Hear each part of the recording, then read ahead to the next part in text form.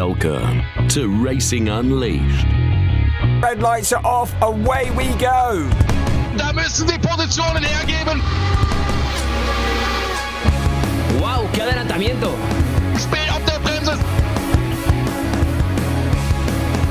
Here they go, flat out, really good stuff. Tremenda pelea. The two cars make contact. Unglaublich. Wow, qué pelea.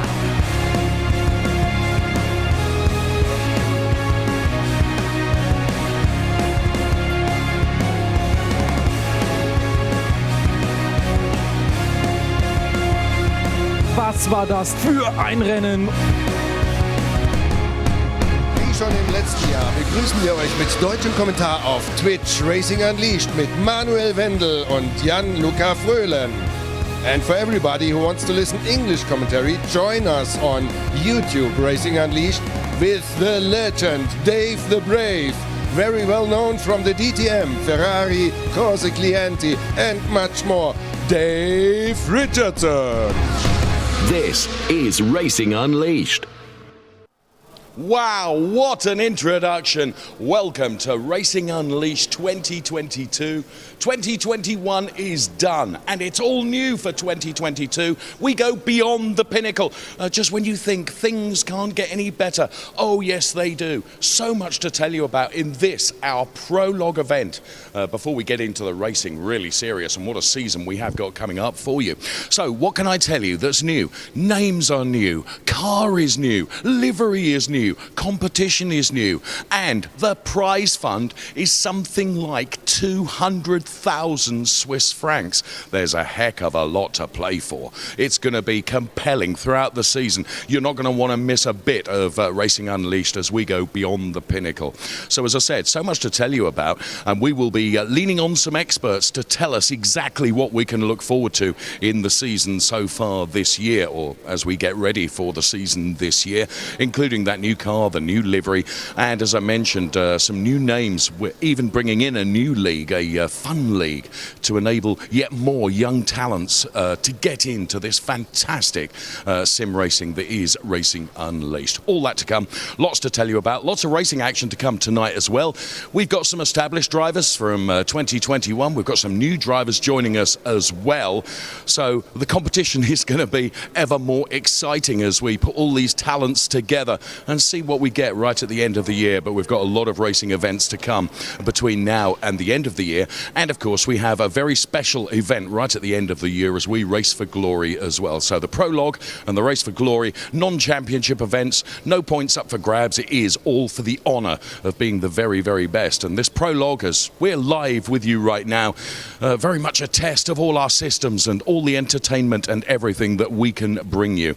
So let me look at my list at just some of the things that we can look forward to, and actually there's someone far, far better than me that can tell us lots, and that is our Chief Executive Officer from Racing Unleashed, Monisha Kaltenborn. Yes, indeed. We have a new name which is called Beyond the Pinnacle. And what we do here is we create a new kind of motorsport, a motorsport 4.0, by bringing the analog world together with the virtual world. So this goes for us into the future and beyond the pinnacle. We now have 3 phases. We start with the gear up, which is approximately 15 minutes. After that, it directly goes into the knockout phase, and that's a very interesting phase because we know that in the analog sport a lot has been spoken about knockout races, reverse races, and we've now put those elements in here. So what happens is that the drivers then start behind the safety car, and they have to actually, in the lap that follows, so this first lap, get into the reverse order of their standing in the championship. So in one lap, they get into that order, and once the safety car then leaves the track and you cross the start-finish line, you're then already in a race. And the moment each lap is completed, the last 2 of that lap are eliminated. So like this, you bring in a lot of excitement, particularly at the back end. We this year have added a new league to our existing Racer League and Challenger League, and we call it the Fun League. And this is really a league, the name says it, people should come have fun. They are competitive, so I think that's going to be very similar what people want to achieve. But it's nothing at such a regular basis, it is not centralized, so each lounge, may it be ours or of our franchisees, can actually determine how they want to have this fun challenge looking like and cater to their people. I'm so looking forward especially to Gear Up, which is going to be something very, very special this year. The qualifying format that you've just heard all about, which for my money is very theatrical and very dramatic because, of course, every lap we'll be losing two cars, two drivers. It really will develop into a sort of a super pole shootout, if you will, as two drivers go head-to-head for that critical P1 position. Just one of the many elements that we have got to look forward to during the course of this year. Oh, and by the way, did I mention the fact that at the end of the season there's a prize fund of over 200,000 Swiss francs? I think I did, but it's worth mentioning once again. So, as we've heard from Monisha Kaltenborn, and we'll be hearing more from Monisha when she joins us in our talk show to come a little bit later on, talking Unleashed, of course. We will be doing that in a few moments from now, but as I did promise you, lots of racing action to come. And when we talk about racing action, how do you take something that was really, really good last year in terms of the car and make it even better? Well, that's the task that we always set. We always aspire to go even better, even bigger, and even quicker if we possibly can. And the livery is new, the livery looks great, and the car. Now, I was offered the opportunity to get into one of these cars, but as you can see, I'm not made of svelte stuff, and my days of welding myself into a cockpit are long over, I'm afraid to say. However, there are plenty of people that do get into these cockpits and love it, and this is what this is all about, of course. It's recognising those young talents. My days are gone, don't you know? And Nico Rindlisbacher, who will be joining us as well a little bit later on, he's going to be pointing out just some of the differences that are going to be made to the car that the drivers will be using this year, and very much looking forward to hearing from him a little bit later on in the programme. We've also got Ralf Müller, who has become the Chief Fitness Officer of Racing Unleashed, and he'll be telling us just how important it is for mental stability and mental alertness, and how fitness plays a part in all of that. So all of that to come in Talking Unleashed, which we'll be doing in a while. So lots to come, and of course there is racing action to be had as well, and the drivers are champing at the bit, because ordinarily we will take, when it comes to qualifying, the reverse grid from the championship positions to set out where qualifying will go. Well, of course we can't do that except for those drivers that did compete in 2021, because we'll take a look at where they were, and for everybody else it's a bit of a lottery, and we will be revealing who is going from where tonight in a special lottery draw, which has been all authenticated and adjudicated, of course. So as I mentioned, the car then absolutely been improved still further for this year and for this year's Racing Unleashed as we go beyond the Pinnacle, and we're going to find out a bit more about that car. As I said, I was not able to squeeze into it, and was I able to squeeze into it, I wouldn't have done very well with it, I'm sure, but lots of these drivers tonight will do very well with it, I'm sure. Of course, the circuit that we'll be using is going to be very, very special as well. It has been on Racing Unleashed before, and that's that Zurich airport circuit, literally just up the road from where I am talking to you now. So very much looking forward to that. It's got one of these incredible straights, which is called the Circle Straight. Let me give you a clue there. By virtue of the fact it runs round the Circle shopping centre, incidentally, where there is a racing lounge, it is not straight at all. It is a circle. How can a straight be a circle? How can a circle be a straight? Well, in Racing Unleashed, we can make anything happen, you know, and we do. So there we are, all that to look forward to, and of course 30-minute race to come as well. So high time we took a look at the car then, and what have we changed about it for 2022? The man that's going to tell us all about it, and we'll speak to him live a little bit later on, but we caught up with him earlier on, and that's Nico Rindlisbacher, who did manage to squeeze into the car, and hopefully you'll learn quite a bit more now. Almost everything, I would say. I mean, it starts in the back. You have a new rear wing. You have the winglets in general. They changed. The front wing changed. You now have coverage of the wheels, which leads the air more. The floor on the bottom is quite different, and the car is also heavier. So there are a lot of changes. I mean, obviously the weight, it's not an optic difference, but you feel it when you drive the car. And yeah, the rest is really designed to have better aerodynamics, so you feel that, but at the same point you don't reach as high speed as before. So at first it's different, but as soon as you get used to it, it's really fun. And I think if you compete on the track against others, it will be even more fun, because it feels like more pure racing. It's a whole different experience, and it will be quite fun. Do you know what really irritates me? Not only can Nico drive that car and drive it really well, and of course point out to us exactly what's even better in that car than it was last year, he actually looks blooming good on it as well. Life is so frustrating. Now, of course, the car not only has changed, but the livery has changed as well. But just going back to Nico and how he propelled that car around the track, a really, really talented young man. And we have so many talented young men and women that take part in Racing Unleashed. It's what it's all about. Check out the website, check out the racing lounges, come and have a go, because it's absolutely brilliant. So the car can perform well, and it does perform well, and Nico has proven that, and we'll see it in action a little bit later on, of course, as we get both our gear up and our racing underway. But let's take a look at how beautiful this car is. I mean, we have taken beauty and car design and livery to another level. Trust me, this is beyond the pinnacle. Take a look at this livery. It is beautiful. It's much more dynamic, and compared to last year's car, it looks fresh, it looks a bit more aggressive, it looks so that you can really see a difference, because it's also like in real motorsport, when you do your car livery day, your car reveal day, it's also in the virtual world, it's also the same for us, that it's a big day. And for this year we did something completely new. We have asked one of the famous designers in the UK, his name is Mark Antar.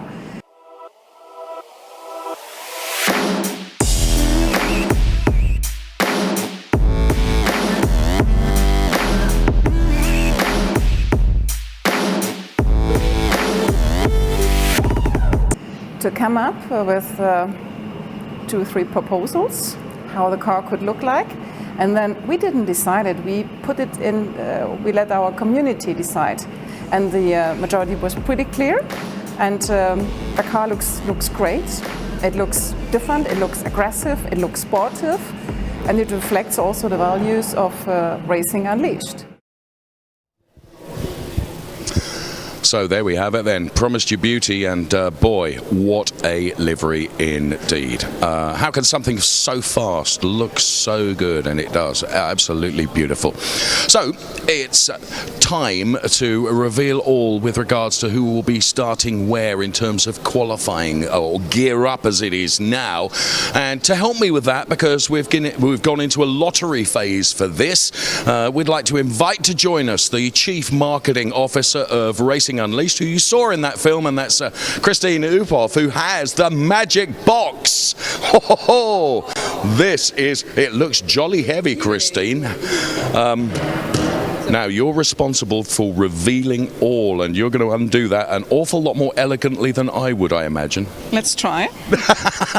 You know, this was overseen by the adjudicators. Absolutely. Let's make this absolutely clear. It was adjudicated. It was judged. It's all perfectly square and fair. And there it is. There is the piece of paper. Oh, Christine, you or me? You. Oh, all right. Okay. I hope all you drivers are ready for this, because this is the order we're going to have. And of course, the most important one is pole position. To going out to gear up, if you will, and it's Yannick Vonenberg from Munich. He is going from P1. Going from P2, Joshua Hader from here in Zurich. Going from P3, thank you for pointing them out because I'd got lost. It's Martin Oberholzer. Are you impressed with my pronunciation so far? Absolutely. Oh, good. Yeah. No, good. I'll continue then. Going from P4. Let's go to Spain. Let's go to Spain and Madrid. And Francisca da Benito Ducos going from P4. Next we have Mikhail Vavasik. Here in Kemptal. Here in Kemptal, he goes from P5, Challenger League 2021, guys from Austria. Now it's getting challenging for Now you. it's getting challenging. Now you need to do this. You need to do this right. Okay, Valentin Gorgiev. Yeah, he starts from P6. Well done, P6. He was in the Challenger League in 2021. Then it's Andre Wagner, also from Kemptal, going from P7. Fabio Vettiger from Zurich, going from P8. Severin Bruderer, here in Kemptal, P9. Jan Tuyfen from Zurich goes from P10. So that's the first 5 rows done effectively. As we go to Sebastian Hirsch now. He's in Munich going from P11. A brand new driver. Good luck, Sebastian. Sinan Demibas from Munich goes from P12. You're deliberately trying to put me off here, Christine. I can sense it. We still have some positions to go. Mikhail Frey from Kemptal. Unlucky for some, P13. Then it's Severin Keller, Kemptal, P14. Thomas Herzog from Kemptal, P15. 3 in a row there for Kemptal. Lorenzo Hader, Zurich, P16. Then it's Stephen McMahon going from P17 in Zurich. Antonio Rivoli, sounds like an Italian dish there. He's in Munich going from P18. Ciro Zambra. Ciro. Yeah. Sorry, I put an N where it's an R. Ciro Zambra. Apologies. Zurich, you go from P19. Nico Farland, P20. He's in Munich. Also in Munich, and a driver from last year, Angelo Mikhail, going from P21. Let's go back to Kemptal. Remo Grossenbacher, then P22. Matthias Overkirk. He sounds Dutch. Yes, from Calm, going from P23. Kevin Abbey, another driver from the Racer League last year, goes to P24. Loris Mistretta goes from P25. Then it's Marcus Valverde, P26. Devin Iskro from Kemptal, another driver from last year, going from P27. Then it's Besnik Murtetzi, P28. Enrique Marinon, P29. Tiziano Caponi from Zurich, going from P30. And what about this? Dominic Dedic, then, such a star last year.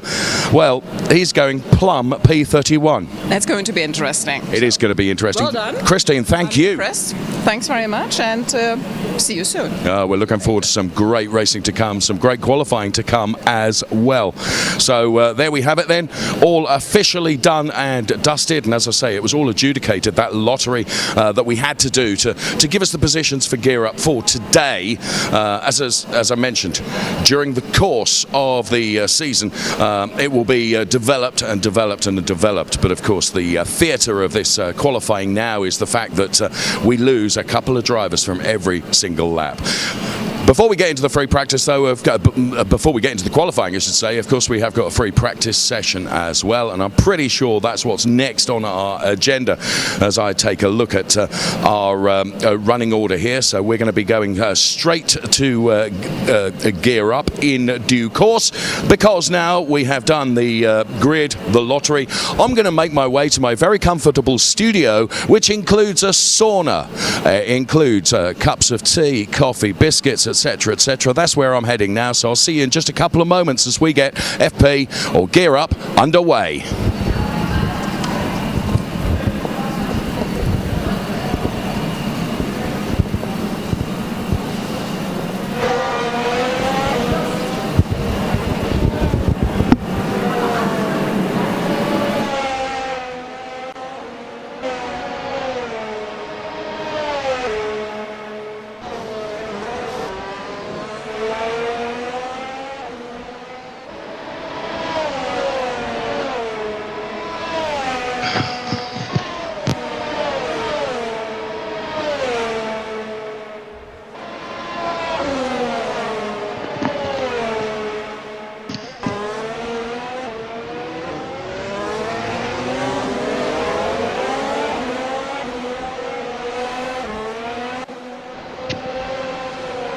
So from one place to another, here we go then as we get the gear up underway then, and Kevin Abey that we can see there. Let's take a look at the times. My goodness me, just 5 minutes and 20 seconds remaining as, oh no, just what you don't want. And that's the car, or two cars, pointing almost in the wrong direction. A little bit of contact is made there. So we're just taking a look at the times at the moment, 2:34.130. This the Zurich airport circuit then. And as I mentioned, it's one of these curious circuits which has a straight, which is very much a curve, let me tell you. Some 7.6 kilometers long. As we continue tracking Kevin Abey, who goes rallycrossing and drifting then. Here's Gorgiev. Gorgiev looking good. He's some 14.2 down on the fastest, though. And again, you can see that the cars are really struggling for grip here. And, of course, warming the tyres up is very, very important. And you can see many, many cars. Look at this. It's like a drift show going on. I love it. It's not exactly the quickest way around the circuit when you're sideways, but it is brilliant for us to enjoy and to watch. So Kevin Abey then, we're going to put the clock on Kevin Abey and go once again to see. There you can see it's a 2:34.130. Look at this, all the rubber that's been laid down. It is awesome as the cars are taking that corner absolutely sideways. Absolutely fantastic to watch. So just 4 minutes remaining in this. This is something of a test, as you can see, and opposite lock being used in full effect then as the drivers hold on to the cars. And P14 is Kevin Abey, and that's the way it looks at the moment. And there you can see almost just picking up a bit of the gravel in the runoff area there. And got quite some time to make up, but this free practice session, very short, sharp, and we love it for that because it basically means that it's entertaining straight from the start. You have to be right on it. And that's precisely what is happening at the moment because they're giving it everything that they possibly can and just love to see that opposite lock being used as the cars are really drifting sideways and they're hanging on to them around this wonderful circuit. As I mentioned, it's 7.6 kilometers long, this Zurich airport circuit. And tried to do a bit of it in the rental car when I arrived here earlier on in the week, but I wasn't allowed to do so. But the drivers are doing a great job out there during this gear up free practice session, which is what we are enjoying at the moment. Of course, qualifying to come to set the grid for the race to come today. Of course, this is a one-off event, a prologue event. No championship points are awarded for this. But, of course, there is the honour of being the very, very best that you can be. And with such a grid, it's a big grid of cars, some 31 drivers, littered with a number of drivers that took part last year in both the Challenger Leagues and the Racer League. And bear in mind, we've got a Fun League coming for 2022 as well. And we've got a number of new drivers as well. All our lounges represented really comfortably. Calm, Kemptal, Madrid, Munich and Zurich as well, where literally just within a stone's throw of the circuit, there is one of our fantastic racing lounges. So I urge you, when you next are at the Zurich Airport circuit, to go and have a go. It's really great value and a great opportunity for you to enjoy yourself in one of our racing lounges. Very comfortable, and the simulators are utterly, utterly awesome. So then, the cars and the drivers are continuing during this session. And you will have noticed, I'm sure, if you've checked out the Racing Unleashed website, and I urge you to do that, how Racing Unleashed, all the news stories appear there. And you will see that collaboration with Formula Student, I mentioned, and we're going to be hearing more about the Fit and Fast with Ralf Müller. So lots going on in this series for this year, and very, very enjoyable. The race dates run all the way through until November. And entries allocated, of course, between the different racing lounges as well. So everyone gets opportunities, and delighted with the numbers of entries that we've got for this season. So we are enjoying at the moment this gear up 10-minute free practice session. And of course, at the end of it, we'll take a look at the result, and it'll be interesting to see on those drivers that took part last year how they have improved. And of course, our focus on the track here at Zurich Airport. So, very much looking forward to it. Let's take, in due course, we'll take a look at the track explanation, and that is just a full and comprehensive guide to this circuit. That is the Zurich Airport circuit. It features a number of corners. It's a real challenge for our drivers. The Zurich Airport circuit then, some 7.6 kilometers long, and here's an explanation of the circuit. And this is where it all begins, with the circle straight. Here, I can't hear Ollie very well. Is and also all the starting areas. Full speed and then full brake into the first corner, the BP turn, named after the fuel station from BP.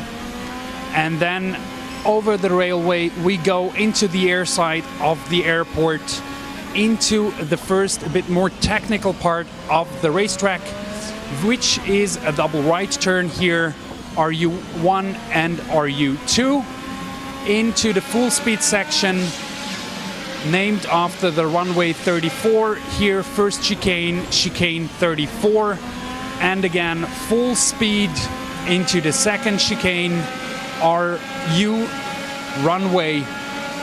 And then here again with full speed we come to the far end of the racetrack, which is named after the famous Swiss Formula One pilot Clay Regazzoni.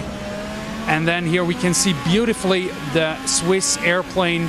This is why this section is named after the Swiss company Swiss, so it's the Swiss S. And then again back to the second full speed area of the racetrack alongside the Terminal E, which is the international terminal of the Zurich Airport. And then this full speed section is followed by 3 90-degree turns. First turn here is 90 degrees to the right, named Rega after a Swiss company as well. And then here 90 degrees to the left, cargo, and 90 degrees again to the right, GAC for General Aviation Center. And here is the slowest section of all of the racetrack, the Kloten S, named after the city that lies right next to the airport. And from here we go back full speed into the circle straight, the start and finish line.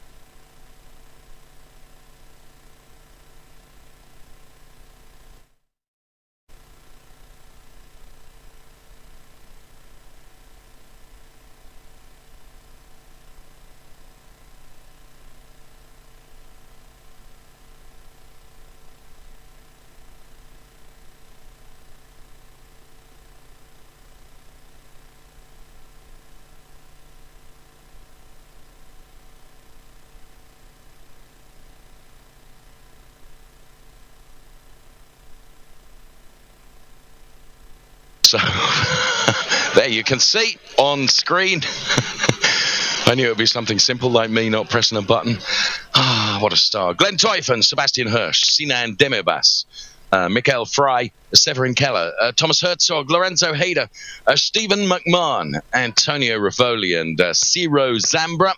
And you can see to the very right-hand side of the graphics there, the 3 initials which indicate which lounge that they are competing in. Nico Farlands, Angelo Miguel, Remo Grossenbacher, Matthias Overkirk, Kevin Aby. Kevin Aby, of course, racer from last year, as was Loris Mistretta, Marcus Valverde, Devin Iskro, then Besnik Mertezi and Enrique Marinon. So they're a big representation from all our particular lounges, wherever they are situated, and whatever driver chooses to go to whichever lounge. Dominik Dedic, of course, very much a star, in my opinion, of last season. It was my first season involved in Racing Unleashed last year, and I have to say, there's a degree of skepticism on my part, but I really, really enjoyed it. And the action that came from these drivers, absolutely compelling. So much talent, really, really impressive. And of course, Alefandro Sanchez, the most impressive of the lot, and walked away with a huge bunch of money. Bear in mind that there is lots up for grabs during the course of any season with Racing Unleashed. Over 200,000 Swiss francs this year that can be won. We've done some of the calculations, and if you were lucky enough to win every single race, boy, you would have a big amount of money to take away as a prize for all your efforts. So we are going to be moving into our knockout, this quali session then, which I'm given to understand we're going to split into two because of the number of cars, and we're going to do two sessions. And split the 32 cars into two sessions of 16 and get that quali session underway. And that will, of course, give us the grid for the 30-minute race to come.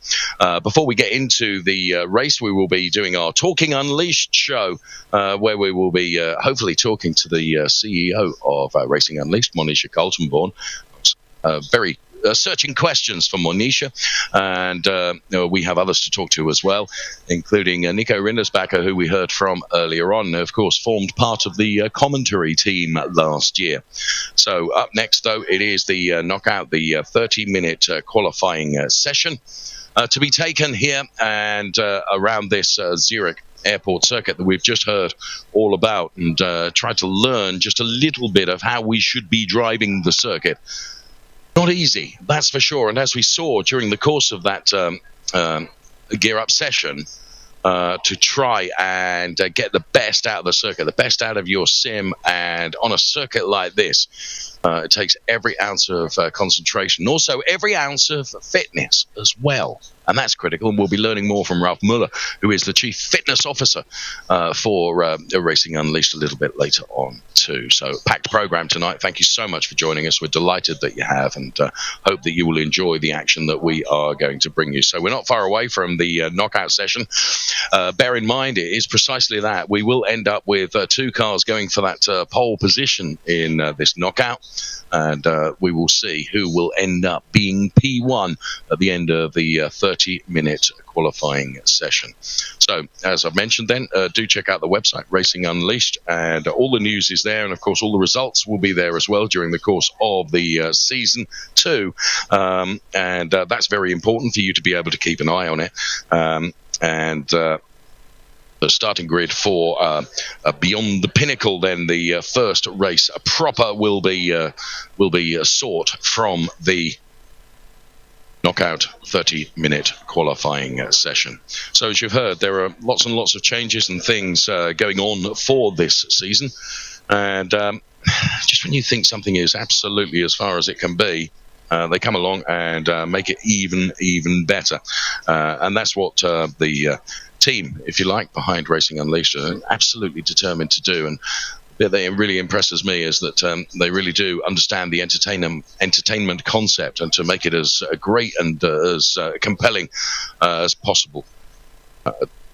So, just to give you an example, take a look at the prize money that is up for grabs. I know I keep highlighting the fact that there is over 200,000 Swiss francs. Well, there you can see it's split into two, Challenger League and Racer League. So P1 in Challenge for the season is some £2,500 Swiss francs. Forgive me. Racer League, you can see there that it really ramps up, and there's a real incentive for those drivers that compete in the Challenger League to elevate up to the Racer League. Of course, not only is the competition stiffer, the rewards become even greater, and there you can see there, to the right-hand side of your screen, the amount of money that we are talking about. So there are real gains, there are real opportunities for drivers that take part in Racing Unleashed to really earn very, very good prize money from taking part in Racing Unleashed Beyond the Pinnacle. So, like many things for 2022, the prize fund has been ramped up still further. It was very, very good last year. It's even better this year, as you can see. And there is a lot up for grabs indeed.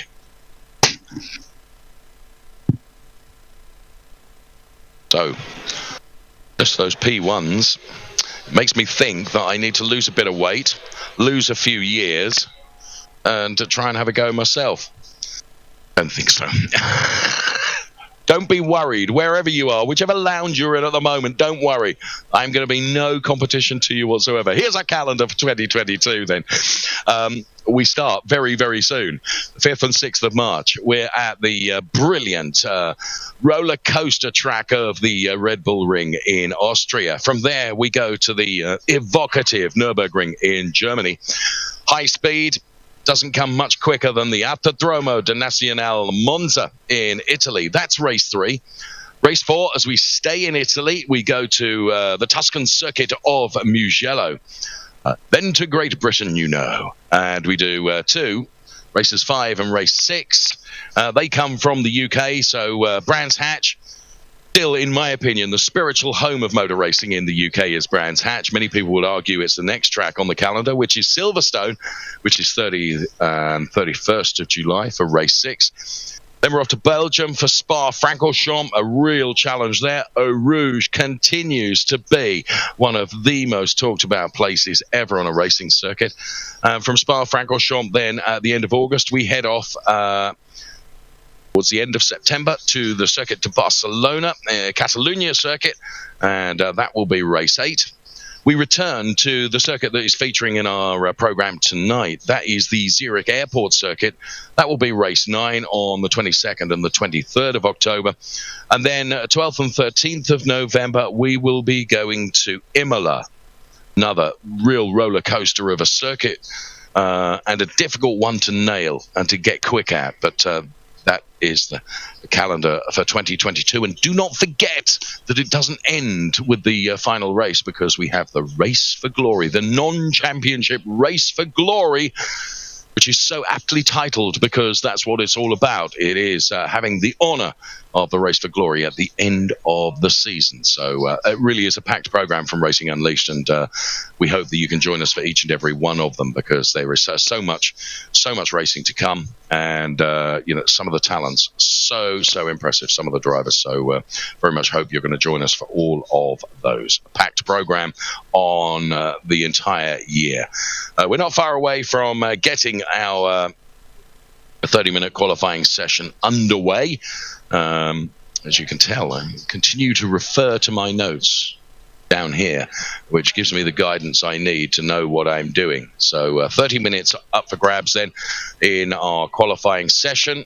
Now, judging by how sideways the cars were during the gear up session, it's going to be very, very interesting to watch qualifying, because of course you need to nail it, and nail it well, if you want to go through to what is effectively that Super Pole competition and find yourself P1 for the race to come a little bit later this evening. So drivers are all standing by and getting into their groove, as it were, inside their sims at whatever lounge they are at, and hope you're concentrating as much as we are in terms of what they are doing and bouncing around the track. It's a real challenge, this Zurich Airport circuit, and a great venue for us to be hosting this Prologue event just up the road from where I am, live here in Switzerland.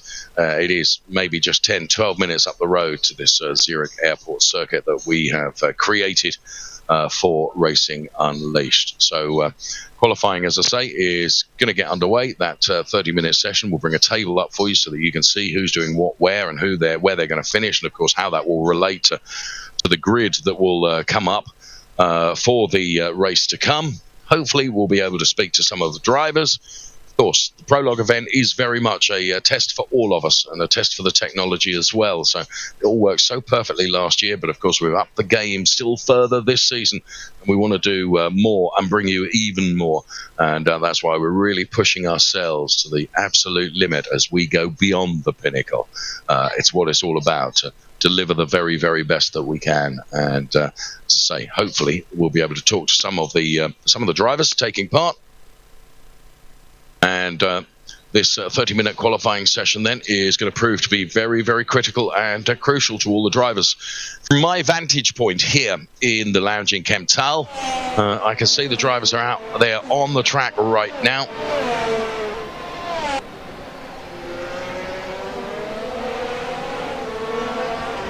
So the quali session is, as I said, being split into two.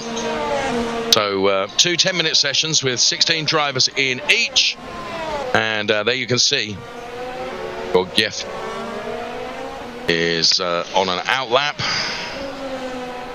So this prologue here at the Zurich airport circuit. You can see 3.5 minutes of this first 10-minute session's already gone. So we follow then. We pick up on certain drivers. Josh Hader then with a 2:27.871. I'm 4.4 down on the leader of this quali session thus far. So Joshua Hader then, the first of our drivers that... and there you can see it is very, very crucial to find track space and to not be too aggressive. And Josh then, brother of Lorenzo, of course, raced in the Challenger League in 2021, is in Zurich. And Benito Gosten, who's currently fourth fastest, 2:57.346, as you can see, some 33.9 down on the fastest time. To the very right-hand side of your screen, you can see the track map, so you can identify where the cars are. What a brilliant shot this is! Francesca de Benito Ducos then in Madrid, actually working so very hard. And just as I give him the commentator's curse, he nails that corner absolutely perfectly. You can also see what gear is in, and she is doing a brilliant job. Francesca de Benito Ducos.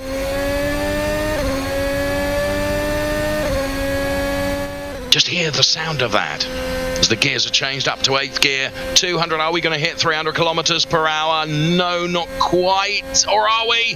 298, 299, come on! No, not quite. That was as close as we're going to get. My goodness me. Let's see some of the developments of the car there. Look at the bodywork over the wheels then. Just really supporting and assisting the airflow. Little back end step out there. Beautifully controlled by Francesca. Well done. Doing a good job here. Currently... accelerating hard through the gearbox from 4th to 5th, now into 6th gear, climbing in terms of speed. Start finish straight, the circle straight then as it is. As you can see, a lift there because you can't take it absolutely flat, you'd end up in all sorts of strife. Jan Teufen then is the next that we pay attention to. Jan Teufen then, where we run the clock on. There's only 3.5 minutes of this part of the session remaining. As I said, it's been split into two.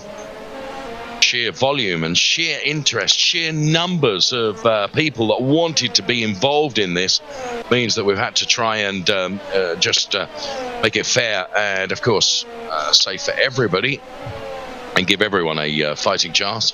Sebastian Hirsch with a 2:28.2 at the moment. For Sebastian Hirsch. And let's ride on board. Currently B13. Concentration, the focus. Car in front to use as a reference point. Gentle on the throttle. Sebastian, who is competing from our lounge in Munich. and is a complete rookie. And I have to say, doing a very, very impressive job as a rookie. Very impressive indeed. Are, of course, made in Italy. Whoa, over that yump there like a rally driver. Absolutely fearless, giving it everything. 100% is not enough. He's decided to go with 102%. And still maintaining that throttle look. 5th gear up to 6th now 7th. And here's Vonenberg then. There, the order on the left-hand side, as you can see. Vonenberg is currently the fastest with a 2:05.831. Then it's Bruder, some 2/10 behind. Then it's Hayder, Teufen, Oberhoy, and we've got abbreviated names, of course, on the table. But Vonenberg then doing a very, very good job and has got something of a 2/10 margin with about a minute and a half of this part of the session remaining.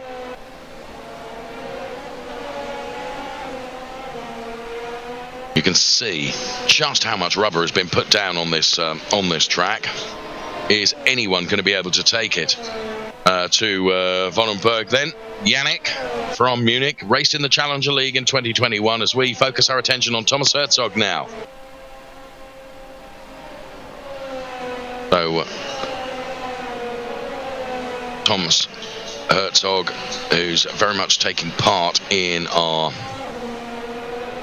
Fit and Fast program with Ralph Muller, who is the Racing Unleashed Chief Fitness Officer,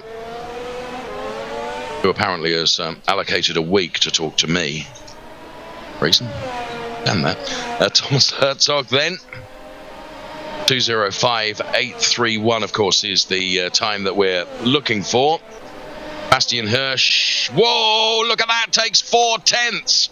So Sebastian Hirsch, who's now pushed down to P2 because he has been beaten by Fabio Vettiger. And Fabio then, from the Challenger League, who's in Zurich, delivers a 2:05.281.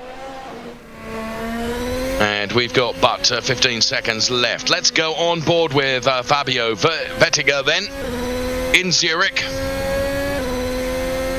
Currently P1. Will he be able to hold on to this in this particular part of the session? Bear in mind, knockout still to come, as we adapt and change the program to accommodate everything. Can we hit 300 kilometers per hour? We've been close to it on a couple of occasions. Was there a little lift there? I think there was, but he's absolutely giving it everything. Oh, and there you can see a big, big sideways moment, and that will have Horlicked this lap. But he had done enough, assuming, well, Sebastian Hirsch got closer and narrowed the margin to 0.145, as you can see from the order on the left-hand side of your screen. Martin Oberholzer then. He's in Munich. Scratches his nose for good effect. A little bit of aero assistance there. And is he going to get to the magic 300 kilometers per hour? Yes, he did. Martin Oberholzer then. And then brakes like Billy O to make the right-hander before the left-hander, which comes upon you so quickly here. This S scenario.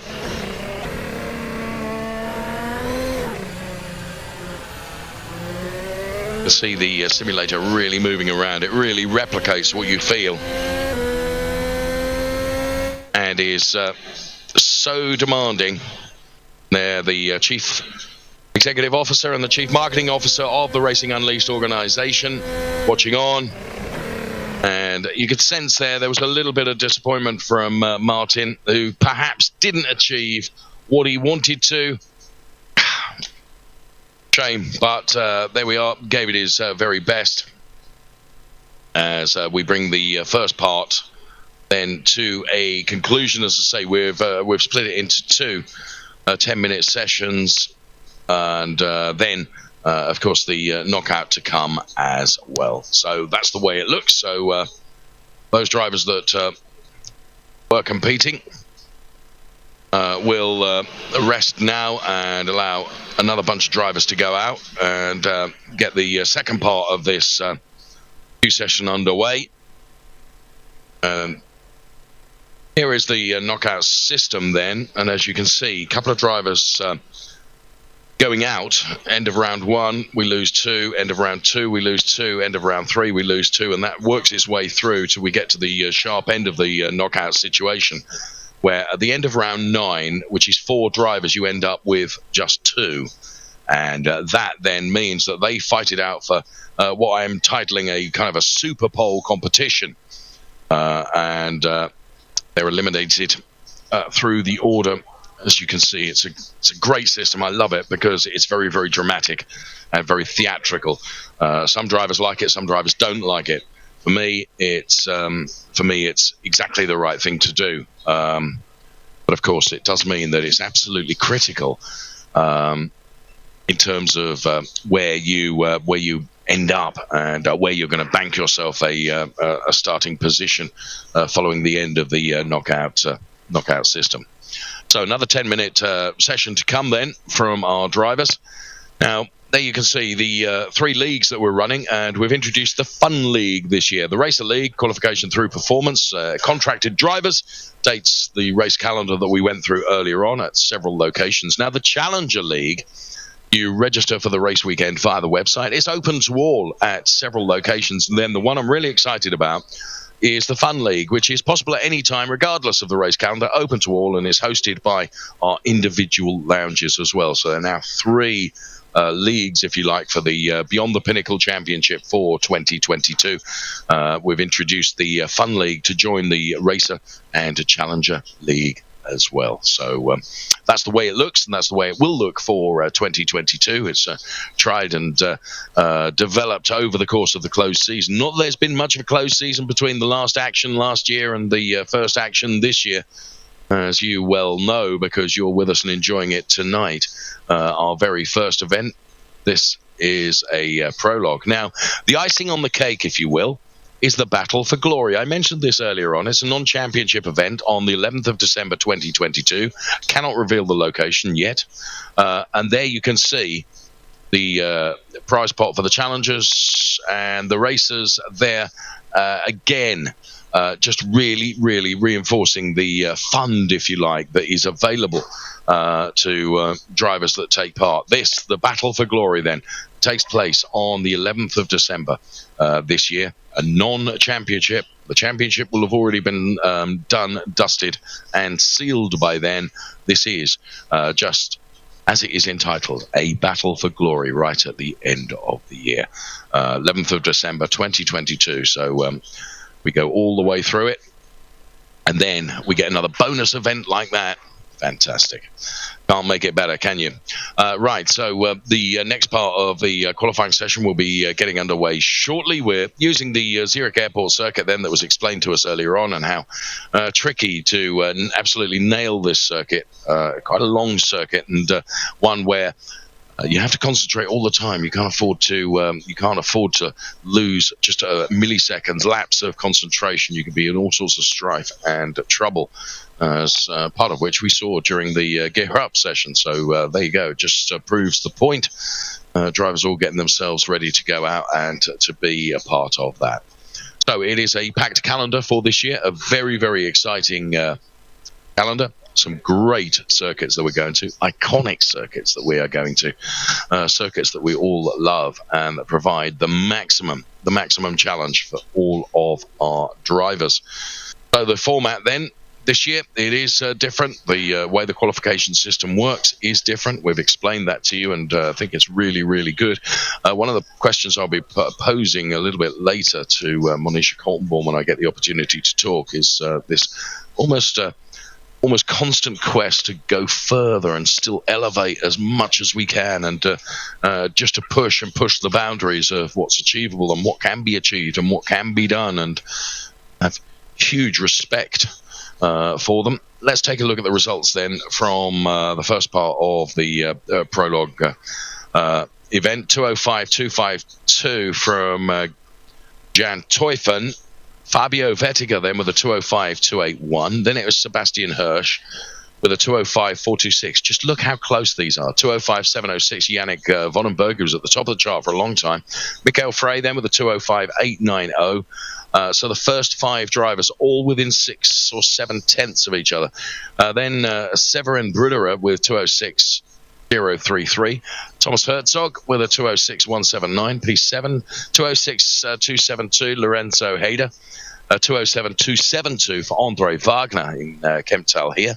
And Martin Oberholzer, P10 with a 207.732.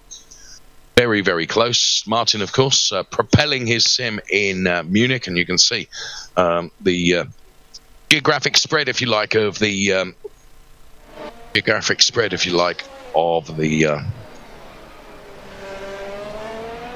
So those 10 will be going into the knockout. Let's see if we can find the next 10 that will be going into the knockout then, because we're already into this second part, and we have 8 minutes remaining. And Enrique Maranon, of course, very much a driver of repute from last year. He's on an outlap, and he will be one to watch, and he will be absolutely determined to make it through to the knockout. Let's see. There's a whole gaggle of cars making their way on their outlap around this Zurich airport circuit, so wonderfully recreated for Racing Unleashed. This is Marcus Valverde that we are watching now. The liveries on these cars absolutely stunning, as the first of the cars on their outlap make their way towards the circle straight now. Marcus Valverde is one of those.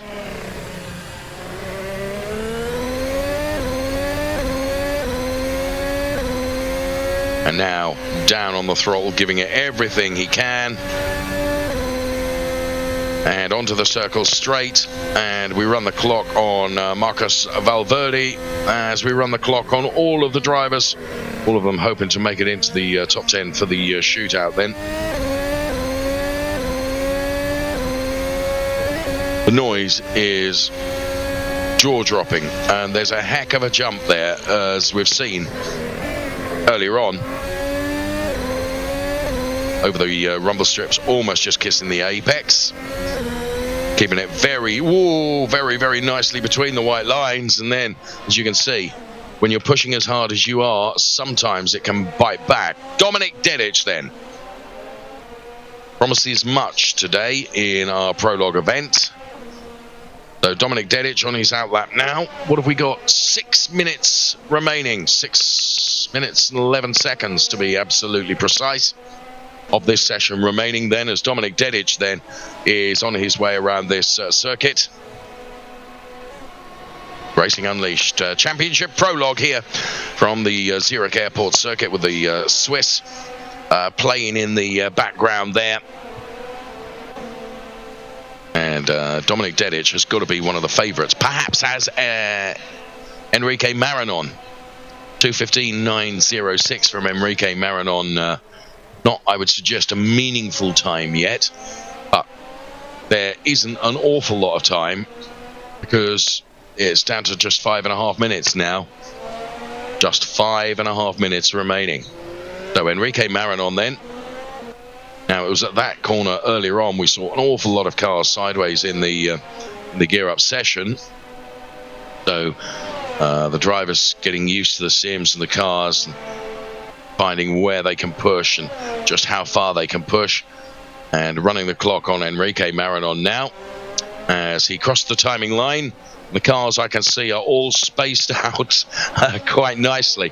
The track graphics you can see on the right hand side, the moving track map that we have, so that you can see exactly where the cars are. Now, what's really important about this is they're all giving themselves space. They're not too cluttered up and bothered with traffic, which, had we let all the cars into the session all at the same time, my goodness me, it would have been so busy. So that's why Race Control decided to take the decision that they did, and split it into two, and to enable everyone to have the best opportunity. So sector 1, we're looking for he's 7/100ths down, Enrique Marinon on sector 1 from the fastest time so far, with 4 minutes of this session remaining. Angelo Mikhail, another driver from last year, who does lose the back end of the car and just manages to hold on to it and keep it pointing in the right direction, but that will have cost him dearly in terms of time. Let's go on board with Angelo Mikhail now. You can see he's really fighting here into the runoff area, not able to keep it between the white lines. So Angelo Miguel then perhaps not having the time of it that he would like. Certainly fast, as we're going to get another 300 kilometers per hour on the books then. Yes, we are. Just the tiniest. Well, actually, I don't think he did lift. So Angelo Miguel does mean business, but that lap, I'm afraid, is going to be put back, and he's going to have to do it all over again. 1:44.053 is what we're looking for, and there you can see a 1:44.794. So he knows that he has got not only the ability, but he's got the wheels underneath him to be able to do that and to challenge for that P1 within this part of quali before we get to the knockout. So Angelo Miguel then, as I said, a competitor from last year, and a very, very entertaining competitor from last year, was involved in some terrific scraps on track and promises much again this year. This one is looking neater and tidier than the last one, if I'm honest. Always keep 2 wheels within the white lines. Those are the rules. And to be fair, thus far doing a good job. Here's Devin Isgro. So it's Marinon that's P1 at the moment. Isgro is P2. Then it's Zambra and Kevin Aby, who are P3 and P4, although now they've been pushed back because another driver took that P2 position. Let's go on board with Devin Isgro then. He looks as cool as a cucumber, but absolutely menacing and quick. Just over the curbs, not lifting a bit, over the yump. Currently 6th, P6 within the 21. There's even the hint of a smile on his face. Whether he's completely satisfied with what he's doing, but he certainly looks to be completely satisfied. Very happy indeed. And for Overkirk, Strife makes contact with the barriers, can point the car back in the right direction again though, and will go again, but depending on where on the track he is, only a minute and 14 seconds left. The order is Marinon, then it's Grossen, then who is P2, then it's Isgro, Zambra, and then Kevin Aby. Those are the top 5. This is Stephen McMahon, who is some 2 seconds down on the P1 with 55 seconds of the session remaining. Here's Angelo Mikhail, P2. So Enrique Marinon, P1 at the moment. Then it's Angelo Mikhail, P2. Devin Isgro now propels himself up to P3 in this part of the session with just 30 seconds of the session remaining. Angelo Mikhail. Here's 0 Zambra. 1.9 seconds down, sees him P5. This session doesn't appear to be as close as the last session. 0 Zambra we're on board with now. From Zurich, over that jump there is in the tarmac. You really hear the car lift off. And the revs rise and then all of a sudden come down again when the car makes contact with the tarmac and the traction is restored. 0 Zambra from Zurich, just onto the curbs, and that's it. We're down to 0. Anyone, of course, that is on a hot lap, the lap will remain, and Loris Mistretta is one of those. He's down there in P10 at the moment. Is this going to be an improvement for Loris Mistretta? I'm thinking not. The first sector look is nearly a second down. I mean, it might be an improvement, but it's not going to worry Enrique Marinon and Angelo Miguel at the top there. So here is Loris Mistretta, whose hair is as big this year as it was last year. And Loris Mistretta then dials in. He's got to make up so much time over Sector 2 and Sector 3 that I don't think this is going to trouble the top 10. But I have been proven wrong on so many occasions before, and nothing would delight me to be proven wrong once again. So Loris Mistretta then. Absolutely full chat flat. Didn't quite catch whether he made it to 300 kilometers per hour or not. So through the speed trap, 308.6. Enrique Marinon, Angelo Mikhail, then P2. Then Caponio, and then Iskro, Zambra, Grossen, Bachland, then Kevin Aby, McMahon, and Mistretta then P10 with the session done and dusted before we move to the knockout next.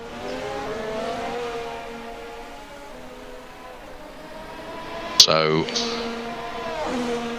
there we can see on the graphics, which I've not picked up on, there's a P alongside McMahon's time. So that means probably a penalty, and therefore is going to drop down the order. My goodness me, Besnik Motezi just lifted the car, having made contact with the barriers. Now, somebody else, there are others being penalised. As you can see, this is live as we look at the graphics. And as you look at the graphics, the track limits have been exceeded by a number of drivers, and that means that they are being penalised and seeing their times taken away from the lap that they were deemed to have exceeded the track limits. At the moment, neither Angelo Mikhail nor Enrique Marinon appeared to be in trouble. Everything looked to be okay with them. So we will see. We'll bring you the table and the full and frank analysis of exactly who has done what and where following race control. And incidentally, race control is not far away from me, and I can see just how seriously they take this. I mean, if you think that we have some brilliant camera angles, well, of course, so too do race control, and they look at everything. They've got so much data available to them. Every decision they make is the right decision, although, of course, drivers will always argue, as indeed they do, but they have so much information made available to them that they can make really informed decisions, and they do. So we will see when the table comes out as to who has done what in that second part of qualifying. Then we get into the knockout session, and the drama continues.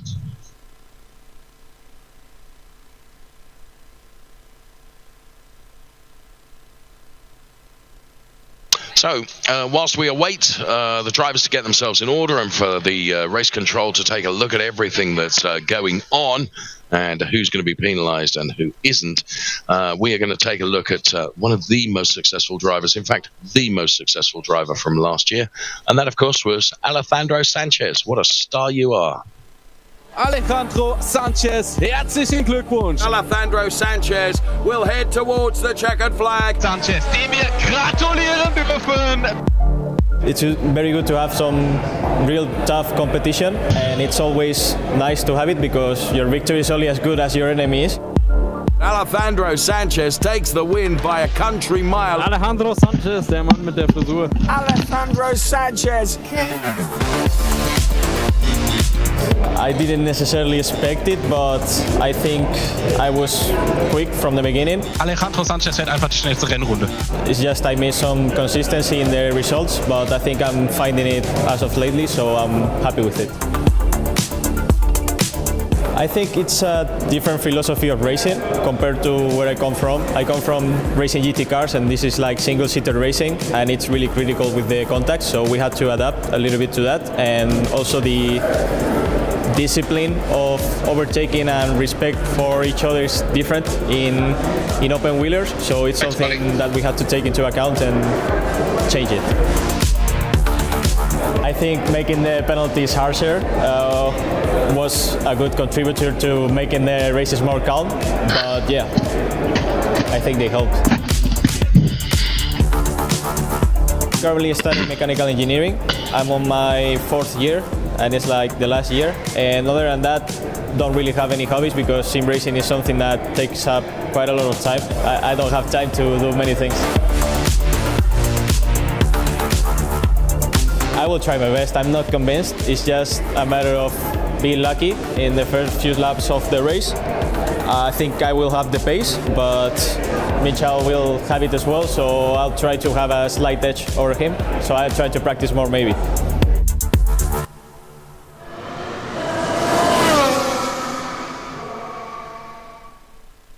He was a brilliant and is a brilliant ambassador for Racing Unleashed. Alefandro Sanchez, a deserving champion last year, and really interesting to listen to him and his aspirations and where he wants to go and what he wants to do. Alefandro Sanchez then doing a very, very good job in 2021. But as I said right at the start of our program, 2021 is done. And we're in 2022, and it's all new for 2022. So, everyone, it's a complete reset, and you've got to do it all over again. So, that's interesting. I can tell you from the vantage point that I have here in my commentary studio that there is lots of activity around race control.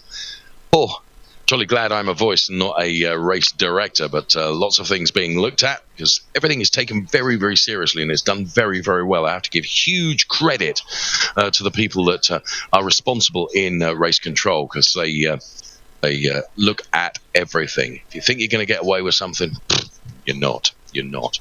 Lots to come in our program, of course. We will be talking about Fit and Fast, that program that is designed by our Chief Fitness Officer, Ralph Muller, and we'll be hopefully talking to a couple of people that are actually taking part in the program as well.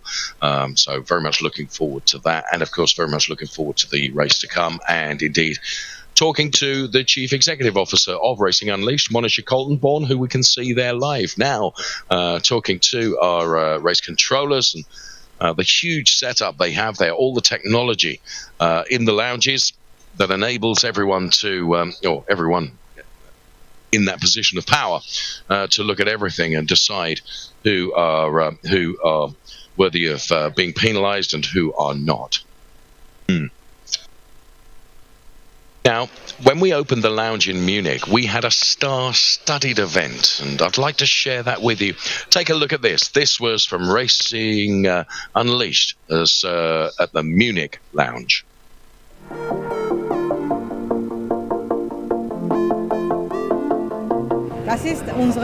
This is our newest racing lounge in Munich. We have expanded here and conquer a new country with Germany, which is very important as part of our expansion policy. Ultimately, we want to position ourselves globally. And so I am particularly pleased that we were able to do something together with Motorworld again here. It is important to us that people see that this is a piece of sports equipment, that this is a sport that we are building. And the partnership that we have announced here with Ralf Müller fits in perfectly. Who, if not he, can better represent what it means to be an athlete, to be fit to eat healthily? And that's exactly what he does.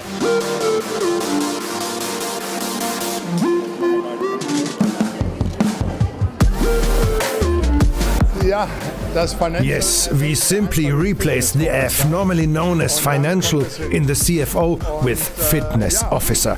And then it fits. And yes, I see my job in motivating young people, but also the older ones, to try this sport out. Just come here once. In these facilities where there is Racing Unleashed, to inform yourself, to take a seat. Sich selbst zu informieren, sich mal reinzusetzen.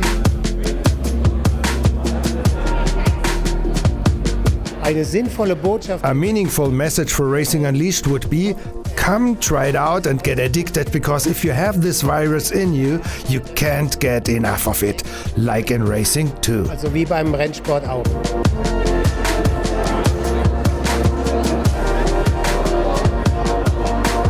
I'm very, very interested in what Racing Unleashed are doing from a simulator point of view, because the technology that they're developing and the way that they're working to bring youngsters through is very interesting, particularly from my side, looking at the Formula 4 introduction into single-seater racing. I see this as a very important stepping stone, possibly for the future.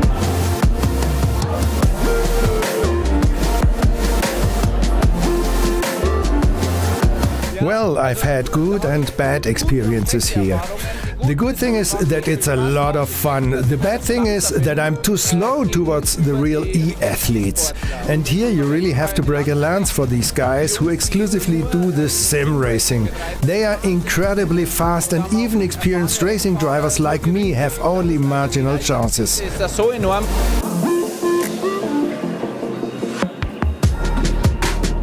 Ja, das war fast wie alten Zeiten. Yes, it was almost like the old days. It was nice to drive a more modern car.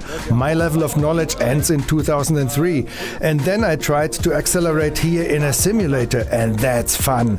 You can't get me out of the sim anymore.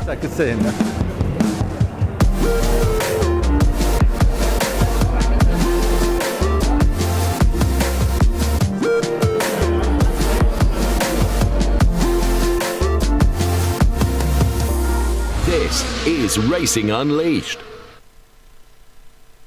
How wonderful to see Heinz-Harald Frentzen and also Martin Tomczyk. Heinz-Harald Frentzen, I last spoke to him, it would have been in the Middle East when he was driving. He was still driving they did a Middle Eastern sort of NASCAR series, and Heinz-Harald Frentzen took part in that. And of course, Martin Tomczyk, of course, legendary driver, his father Herman as well. But Martin has moved away from driving and has done quite a bit of summarizing on the television as well, and does a good job. A good guy is Martin Tomczyk. So yeah, nice to see that a piece of great film from the Munich Lounge, which was situated, of course, in Motor World, which is also the case here in Kemptal in Switzerland. So a fantastic location for a racing lounge, because it's this juxtaposition where some fantastic historic stuff here in the lounge meets the very, very latest in technology with Racing Unleashed as well. And dear Heinz-Harald Frentzen saying there that trying his level best to get to grips with the new technology, and he is a huge exponent of certainly electric stuff. So good to see Heinz-Harald Frentzen and everyone there, in fairness, at the event in Munich, including Richie the actor as well was there. So there we are. That was that. So we're just analysing who is going to be in the top 20 shootout then. That will happen as part of our new quest in qualifying. And very much looking forward to seeing who will be in that knockout phase. And it will be the fight for the P1 position. Bear in mind that every single lap we lose a couple of drivers. So you want to be at the front of the pack if you can. We will see, because that will give you a clear track ahead of you. And we are racing tonight at the Zurich Airport circuit, a fantastic circuit created just for Racing Unleashed, and very much enjoying that. And the drivers really love the challenge of it as well. So yes, we will continue our racing there, of course. Here we go then, and here is the list. Yannick Vonenberg from Munich, Andre Wagner from Kemptal, Fabio Vettiger, Severin Bruderer, Jan Teufen, Sebastian Hirsch, Mikhail Frey, Thomas Herzog, and Lorenzo Hader. That's the first group of drivers that we can see. And here's the rest. Ciro Zambra, Nico Farland, Angelo Mikhail, Remo Grossenbacher, Kevin Abe, Loris Mistretta, Devin Iskro, Besnik Mertezi, Enrique Marinon, and Tiziano Caponio. All going to be competing in this knockout phase, this very theatrical phase, which will also include one Mr. D. Dedic, as you can see. So, loving the table, loving the graphics. It's looking good, and everything is set for what is going to be a very, very tense knockout phase, in my opinion. Must apologise for having removed my jacket. It's really rather warm here. My formality has not gone away, I promise you, but I've just adjusted to the temperature here. Let's go through it again then. Yannick Vonenberg, Andre Wagner, Fabio Vettiger, Severin Bruderer, Jan Teufen, Sebastian Hirsch, Mikhail Frey, Then it's Thomas Herzog, Lorenzo Hayder. So big split there, as you can see, with Munich and Kemptal, and then Ciro Zambra. Then it's Nico Farland, Angelo Mikhail, Remo Grossenbacher, Kevin Abbey, Loris Mistretta, Devin Isgro, Besnik Mertezi, Enrique Marinon, of course, in Madrid, and Tiziano Caponio, based in Zurich, and Dominic Dedic in Zurich as well. That's the way they look, then, and that's the way that they will be going when the cars are released out onto the track for this fantastic shootout situation that we are going to have, as the cars, then we lose 2 across each lap. Real drama. So being set up in, and I can see from my vantage point here, drivers being set up in the simulators ready to do battle then in this final part of the knockout phase. And of course, huge entry for this Prologue event. Really, really very, very good entry for this Prologue event, which means that we had to split quali into those 2 10-minute sessions before we get to the knockout session. And there you can see a lovely shot of the lounges here. That is the Munich Lounge. Spoilt a little bit by me being framed up on the screens, unfortunately, but they soon got me out of the picture. Well done. Hello to you. Nice of you to wave. Thank you. And here we are, back to me again. Lovely. So that was Munich then. You can see it was packed down there. Really enjoying the Prologue evening. And bear in mind, still to come after our knockout phase, we will be going to our Talking Unleashed program, where we will be talking to people before we get the race underway. 30-minute race, of course, to come as we go beyond the Pinnacle a little bit later on. And the whole thing tonight, the Prologue, then very much a test of all of our systems and of all of us as well. As there, that's a good shot. There you can see the safety car. Great work by our production team, I must say. And there, the safety car, ready to take the cars out for. Now, I recognise that hair. The bemasked Nico Rindlisbacher, who we will be speaking to in our talk show, Talking Unleashed, I hope. So Nico, of course, you may recall from last year, was actually part of the on-air team and did a good job as well. And Nico is a huge star when it comes to the Racing Unleashed, and a very, very likeable young man and talented as well, which is why he's allowed the opportunity, if you will, to sit in the safety car. Another shot of our lounges then. You can see what fantastic setups they are. Very, very comfortable indeed, and nice places to be and to spend some time. Great thing to do if you're looking for a corporate evening out. I would thoroughly recommend it. And I can see from my vantage point that the cars are being led around by the safety car, and there it is with Nico Rindlisbacher at the wheel of that safety car. Then he is the young burnt Mailander, is he not? There's Fabio Vettiger. And of course, when the safety car peels off into the pit lane, it will be all systems go for this shootout. You'll see there's 21 on the left-hand side of your screen. Well, of course, there isn't 21 because the safety car is number 1 at the moment. So when the safety car goes off, it will be the 20 that will be fighting all the way through to the finish. And of course, wherever you are on the grid for this, behind the safety car, bear in mind those disadvantaged are the likes of Dominic Dedic and Caponio and Marinon and Mertezi and Isgro and Mistretta, whereas those right at the, like Vonneberg, right at the top of the chart, have a huge advantage. So they're making their way now towards the really tight right-hander. It's almost a hairpin. You almost come back upon yourself. This is Lorenzo Hayder then. He's right in the middle of the pack. And Lorenzo Hayder's going to have traffic ahead of him, traffic behind him as well. And the traffic behind him, they'll all be champing at the bit, ready to get going. well, Lorenzo himself will also be ready to get going.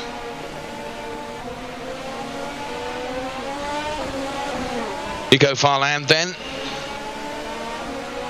See, just braking, weaving from side to side, trying to generate the temperature into the tyres.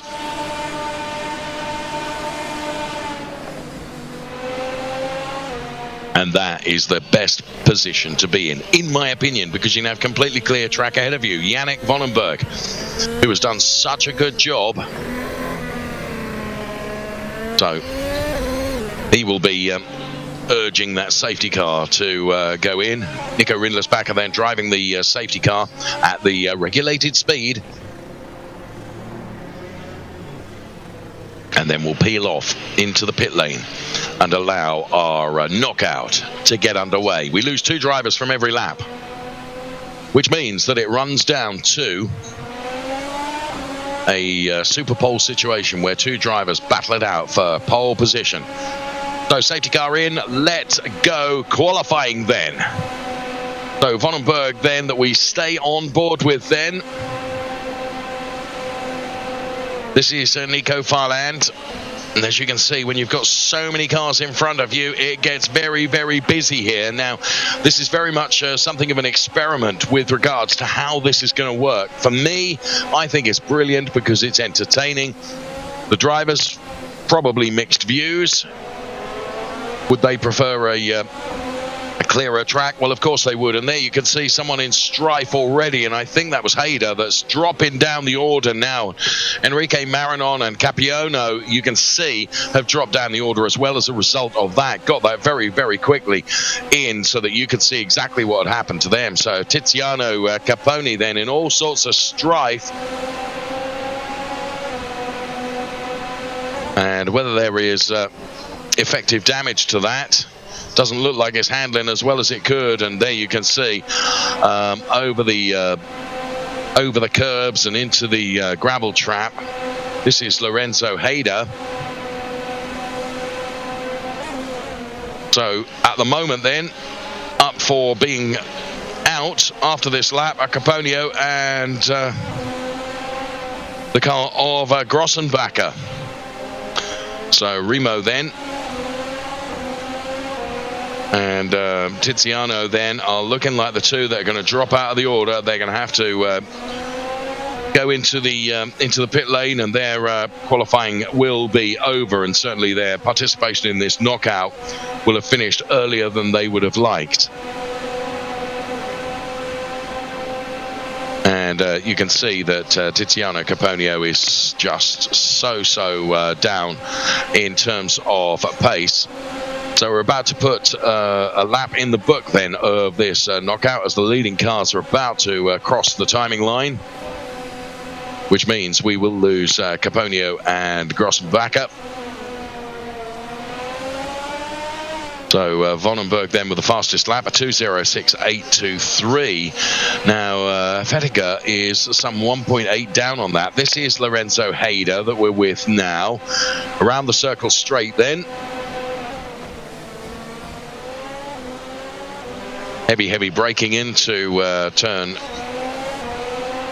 And gets it through the turn nicely. Now got Besnik Mertetzi ahead. And there we split the screen for you. And we're watching the car on the right hand side of your screen, which is currently P1 versus the car that is currently somewhat further down there.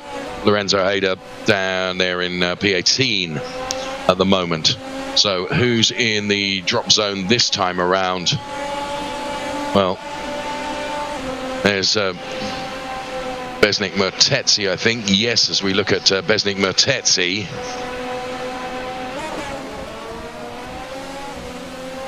Just over that jump where the car really lifts. Vonenberg then doing a really good job and maintaining that margin of 1.7 seconds, which is critical because it's clear track. Got space in front and space behind, so can just focus on everything that he's doing. Now Besnik Mertetzi in the danger zone here, as is Hayder. And there you can see Besnik and Mertetzi about to be passed there. And they're almost side by side and actually just don't want to be rubbing barge boards together at the moment.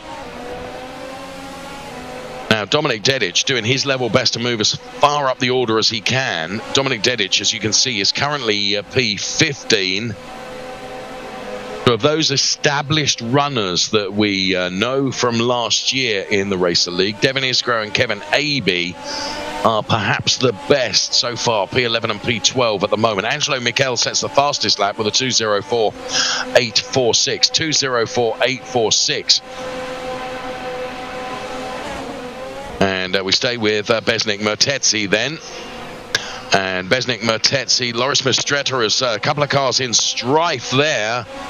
One of which was Hayder, and one I think was Enrique Marinon as well. So Dominik Dedic. Dedic is in the pits. Dedic is out. So that's Dominik Dedic gone. So we have 14, 15 cars remaining. That's all in this really dramatic shootout. And there you can see Lorenzo Hayder being a real gentleman driver about it and pulling out of everybody's way. Here's Devin Isgro. Now, Devin is not so far away from danger because Devin Isgro is P11 at the moment. And try as he might to get on terms with the car ahead of him, which is the Farlander car. Nico Farland ahead, and Loris Mistretta with a mistake. And Mistretta goes around, and it's Herzog and Mistretta that are very much in the drop zone. So Dominik Dedic then actually had a crash damage, which sees his knocked out. So he is out, unfortunately. So Hirsch has got by Teufen, so it's up to P6. This is Thomas Herzog, and Thomas Herzog currently running P13. And ahead of Thomas Herzog is the car of Kevin Abe, who is P12 at the moment. So another lap is put into the book then, which means we lose another 2 drivers out of this knockout. Thomas Herzog through the speed trap at 300.5 kilometers per hour. Very nearly kissing the tyre barriers then as well. See a stricken car to the left-hand side of your screen. As Thomas Herzog then, as Farland and Teufen have both dropped down the order. So I think it was the Farland car that we saw just a few moments ago. And there's another one just up against the barriers there. So Herzog then undiminished by all that's going on and continuing to push as much as he can. So we're into the final 14 now. Bear in mind, it will go down to 2, and it will go down to this effective super pole, who will be the one that takes it. But at the moment, Angelo Mikhail is currently running P2. This is Jan Teufen then, who we're on board with now. Keep at least 2 wheels on the tarmac, the right side of the white lines. Jan.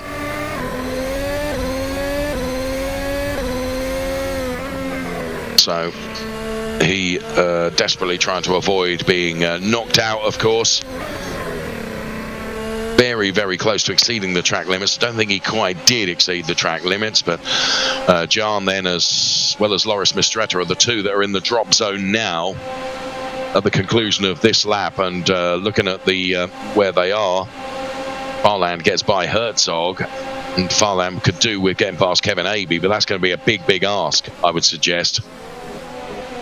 So we split them up then, so that we can see who's doing what and where. And you can see this fight that's going on right now.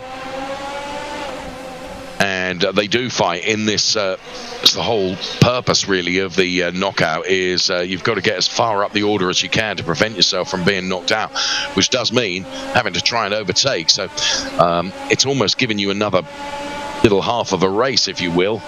All about the entertainment spectacle. And they're using the slipstream to good effect, but it's a long way around the outside. And the outside line was just not going to work, or is it? Because now we'll have the inside line for the next. Yes, there is contact between the two of them. But of course, was in exactly the right place to be able to make that work. So kind of set that up 2 or 3 corners before. So very, very good driving from Vettiger then that we saw. So Angelo Mikhail then, the best of what I would suggest is are the established drivers. And Angelo Mikhail then. Oh, Thomas Herzog making contact there. So it's Hirsch and Herzog then who are the potential in the drop zone now. There is Thomas Herzog, who we go on board with now. The long track, 7.6 kilometers here. And Thomas Herzog, who's here in Kemptal. And there we can see a different view where we've got about 4, maybe 5 corners to do before reaching the timing line once again. And we will see probably the loss of this driver, Thomas Herzog, and also Hirsch as well. We think those are the next 2 to drop out of this drama-filled knockout session. So this is Racing Unleashed, the championship prologue. We're live from the Zurich airport circuit. Delighted that you're with us to enjoy the drama and to hold on to your hats, because the racing is going to be supreme tonight. Have no fear. This prologue event, non-championship event. But of course, track time, sim time is oh so important for these drivers, and any opportunity they get, they embrace and they take. So Herzog and Hirsch then we're going to lose now. So out they go. And next in the drop zone then going to be Kevin Abey and Nico Farland. And if you look at the drivers, they're all fairly well spread out with significant margins between each driver, which really dulls the opportunity of getting on terms and being able to do something. But Nico Farland has been gifted something of an opportunity here. And you can see the fight back coming.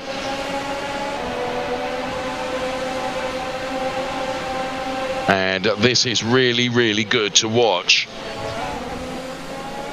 So Nico Farland, though, runs way off track. There's Kevin Abey. Kevin Abey wants to make sure he's not in this lap's drop zone. That was why it was so integrally important to him to get past Nico Farland. So now it's Matt Fry and Nico Farland then, Mikhail Fry I should say, and Nico Farland, who are in the drop zone with 5 corners to do. So Mikhail Fry then will try and get the draft off the back of the Farland car, but that's not going to be enough because 2 drop out. Here's Mikhail Fry then.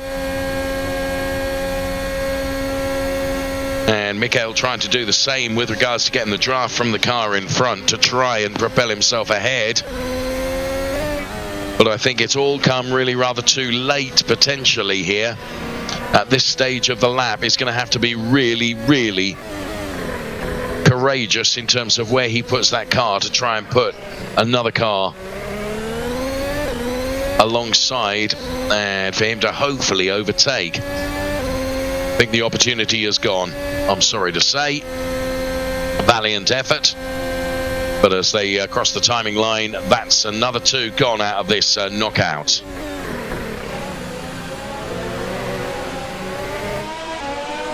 So it's Mikhail Fry and Nico Farland that we lose.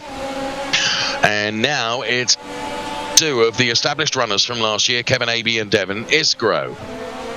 And we're with Kevin Abey at the moment.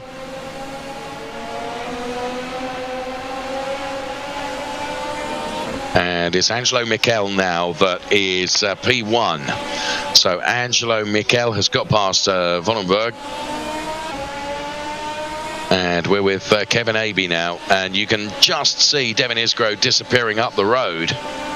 And for Devin Iskro and Kevin Abbey, this could be their last lap, and looks likely to be their last lap before the race proper.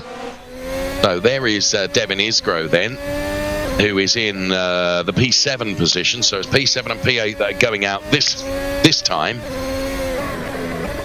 And Devin Iskro, I mean, he's just got such a cool demeanor inside the cockpit. And you can see that there are two bunches of 3 cars. If you look at the live track map on the right hand side of your screen, 2 banks of 3 cars that have really broken away the top 6 from Iskro and Abbey, and that means that Iskro and Abbey are going to be gone at the end of this lap. Don't think they're going to be able to trouble Zambra, Wagner and those that are ahead. So we maintain our watch on Devin Iskro as he enters now the circle straight, and it's going to be bye-bye to Devin Iskro and Kevin Abbey. They're out, and now we're down to the final 6. Ciro Zambra then is in that P6 position at the moment with Wagner ahead. Here is Ciro Zambra then.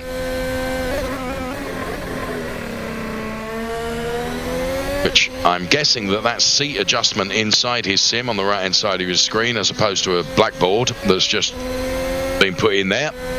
So Ciro Zambra then is getting ever closer to the car ahead. So opportunity here potentially for Ciro Zambra, who discretion was the better part of valor then as he dialed out of that. And that was very, very good driving. It could have been catastrophic, but it wasn't, because he dialed out of it. So Ciro Zambra then in Zurich, very much a home drive, because that's where this race is being run, on the Zurich airport circuit.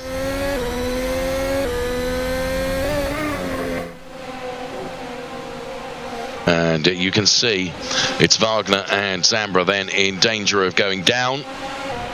And that will then just leave 4 cars. Who's going to come out of this with P1 with that pole position? Well, it's precisely the drama of this shootout that we kind of wanted to provoke. Now you can see Vonenberg has gone down to P3. So Angelo Mikhail with an extraordinary margin in P1. It's like 5 seconds up the road. Now Vettiger has lost out, and well, it's nip and tuck between P2 and P3 at the moment as they keep overtaking each other. Here is Andre Wagner, who is the second of the drivers that is likely to go out. And we're then down to just 4 drivers in this knockout series. So Angelo Mikhail leading by 6.5 seconds, jolly near, or as near as makes no difference. Here's Fabio Vettiger then. And Fabio Vettiger has been very, very lively during this. Now Vettiger, and you can see him inside the cockpit of the car,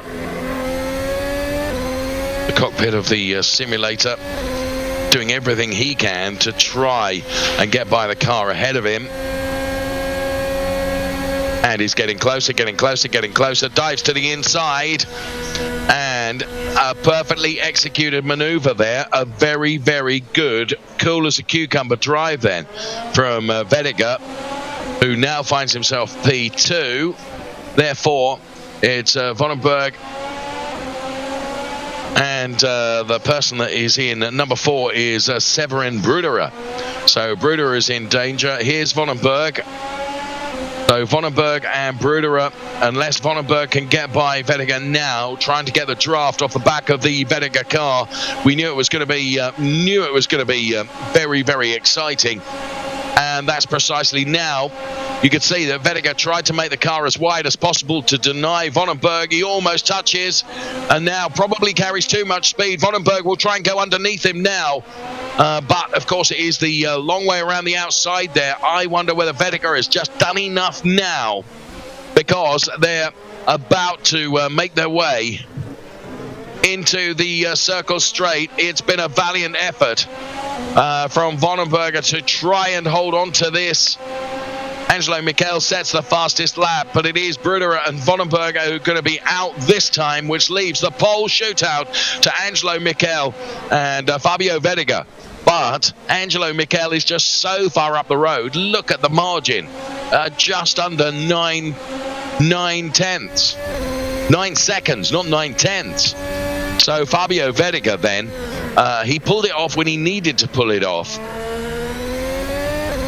And Fabio Vettiger then, very, very impressive.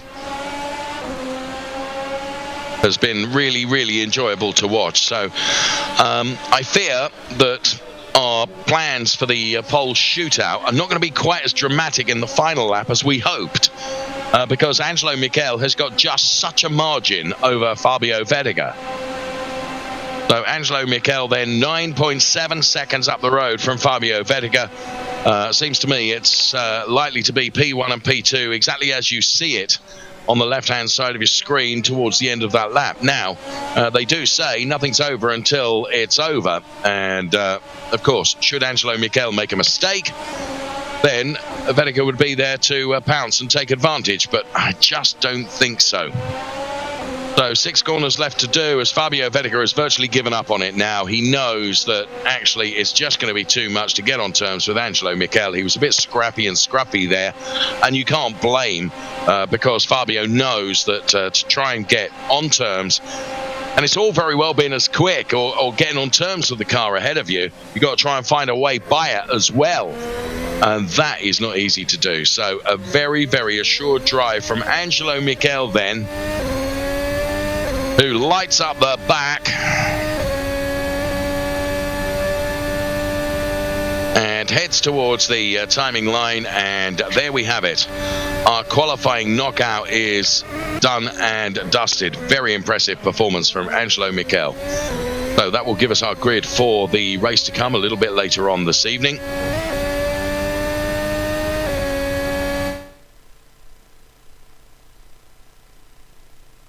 Very, very, very good driving from Angelo Mikhail then, who is going to be pole for the race to come. A little bit later on, did it very, very well indeed.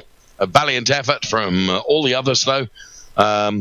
We kind of wanted the cars to be really, really close together right at the end of the session, but that wasn't to be. That was probably just a dream too far, wasn't it? But nonetheless, there were drivers jostling at all times to try and keep themselves in that shootout. And try as they might, it is Angelo Mikhail that has done the job and done it very, very well indeed. I'll be jolly pleased with that. And of course, that will give him a nice boost of confidence when it comes into the race as well. Of course, he's got the most advantageous grid position going from P1, but he'll feel that he's got the confidence, he's got the will within the car to be able to perhaps take it from pole position to P1, the checkered flag.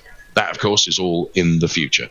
The race to come, though, of course, a little bit later on. But before we get into the race, we're going to, in a while, we'll be getting into Talking Unleashed, which is our opportunity to talk to some of those that are making the news with regards to Racing Unleashed. This is Race Control, taking a look at everything.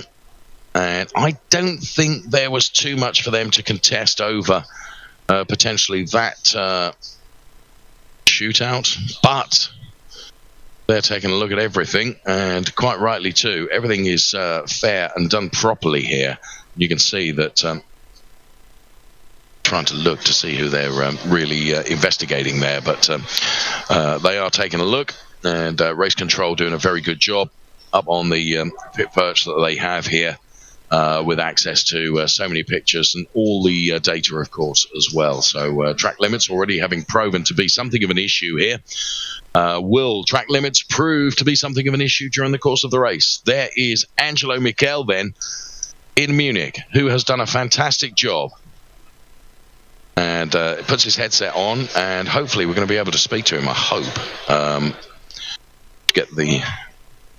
We'll try and get the connections sorted out, and there you can see Angelo Mikhail in Munich, what a star you are. That was a really, really good drive.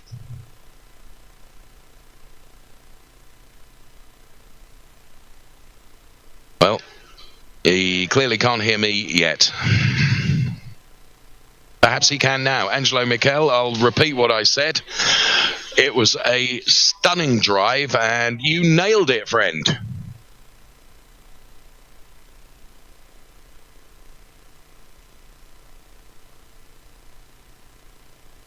Okay.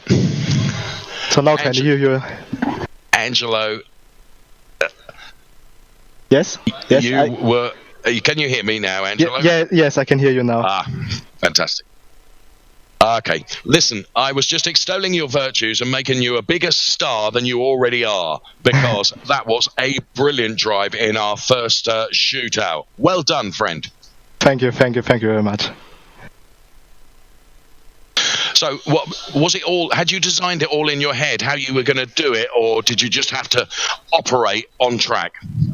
So at the beginning of the race, I was really thinking about just operating one car by another. I got Nico really soon, or really early in the first stages. He led me through to get behind me and stuck with me. I think this was his imagination. So I got one car and another, and more and more cars flew over the track. So I saw really my number got less and less, and I think when I got P4, I saw the leader with 4 seconds, and I really thought, okay, I can do this. I can really get everyone and be number one at the end. So it was a hell of a fun for driving. Everyone was really fair. It was really clean racing, and yes, I had some nice maneuvers, and it was very good for me at the end. Angelo, you've got to convert that P1 into P1 at the checkered flag now. Can you do it? Oh, I hope so. That's my goal for this race. We wish you the best of luck, and thank you for talking to us. And apologies for the small technical issues when we cross to you. We'll let you get prepared for the race to come. No problem. I appreciate it. So Angelo Mikhail then, having done a brilliant job, and he and this is what being a racing driver is all about, isn't it? You've got to be quick, you've got to be consistent, but also you've got to take your chances, and you've got to try and see where things are going and what's going to happen. And he just absolutely he nailed it. As I said earlier on, he was just able to put into a position where he could take advantage of others that were falling around him. But hey, you've got to be able to do that, and he did. So well done to Angelo Mikhail. He will be going from P1 in the race a little bit later on this evening. Hope you're enjoying Racing Unleashed, our prologue event then. And as you can hear there from the audio, as we continue to test all of our systems in anticipation of this fantastic season to come, as we will be racing all the way through until November, and then of course that race for glory to come in December as well. So much to come from Racing Unleashed during the course of the season. Let's take a look at the result then from the knockout. We of course know who's right at the very, very top, and there you can see it. Look at the lap time, 2:03.958, Angelo Mikhail, P1.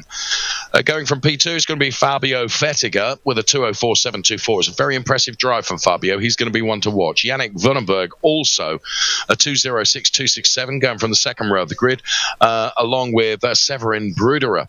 Then Andre Wagner and Ciro Zambra are on the third row. They will be going from P5 and P6. Then it's Devin Iskro and Kevin Aby, both of whom I suspect will be a little bit disappointed with P7 and P8 respectively. Then it was Nico Farland and Mikhail Fry. They will occupy the fifth row of the grid. They'll be going from P9 and P10. Let's bring you the rest of the order. It was Thomas Herzog and Sebastian Hirsch, P11 and P12. Then Jan Tufen and Loris Mistretta, P13 and P14. Dominic Dedic promised much, delivered not as much as we thought. He's P15 with Enrique Marin on P16. Lorenzo Hader and Besnik Motezi, P17 and P18, with Tiziano Caponio and Remo Grossenbacher, P19 and P20. So that's the way it looks from the knockout then. And that's how it was, and that's how they will be lining up in terms of the grid when it comes to the race to come a little bit later this evening. So Racing Unleashed, this is the Prologue event, and we've carried out our very first knockout system. And for my money, I think it was a success. Angelo Mikhail will certainly feel that way as well. So next one, of course, to come will be when we're racing proper during the course of the season. Very long season to come. Lots of racing action. And, of course, those huge, huge sums up for grabs for those drivers that are successful during the course of the season. Very much looking forward to being part of that and being the... hopefully, the voice of that. Okay, so up next then, as we move from our comm studio once again, we're going to join our guests over in our Talking Unleashed Lounge.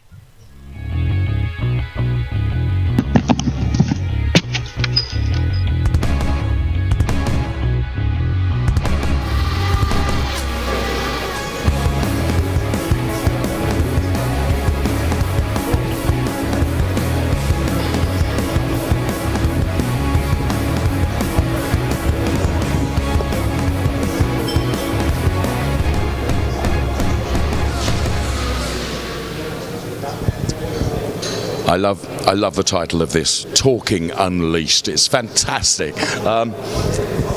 One of the things I wanted to ask you, Monisha Coltonburn, thank you so much for joining us, is it was my first year of involvement with Racing Unleashed last year. Hugely privileged to be a part of it, and I thought it was very compelling. It cannot get any better. Well, clearly I'm wrong, because you go away over the close season, you and your fantastic team, and you do yet more things and make it even more interesting. Is the desire always to be evolving?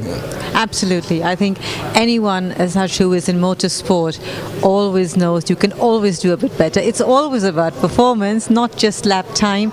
It's on the technical side, what more can you do? And in our world, what we want to achieve is to be as immersive as you can be. So, we always find a little bit more, and the next thing to do, a new feature coming up. So it's a very exciting world, and we actually learn every day. And I've had the opportunity to speak to some of the drivers who really embrace this and really want to be a part of it. And of course, when you're creating a product that is desirable for young talents, and I know you and I had a discussion off the air about how motorsport is very, very difficult for so many talented people. You are producing a real avenue for talents to be recognised and to come out and perform. Absolutely. For us, it's very important as part of our vision that we really want to scout talents on a global basis. And we all know from the analog world of motorsport that it is so expensive already right from the beginning. I mean, even a Formula 4 season costs you a 6-digit number. And how many people can afford that? And how many people make it from there if you look at how many Formula 1 drivers you have at the end of the day? So this is a way where, you can have access to so many more young people out there.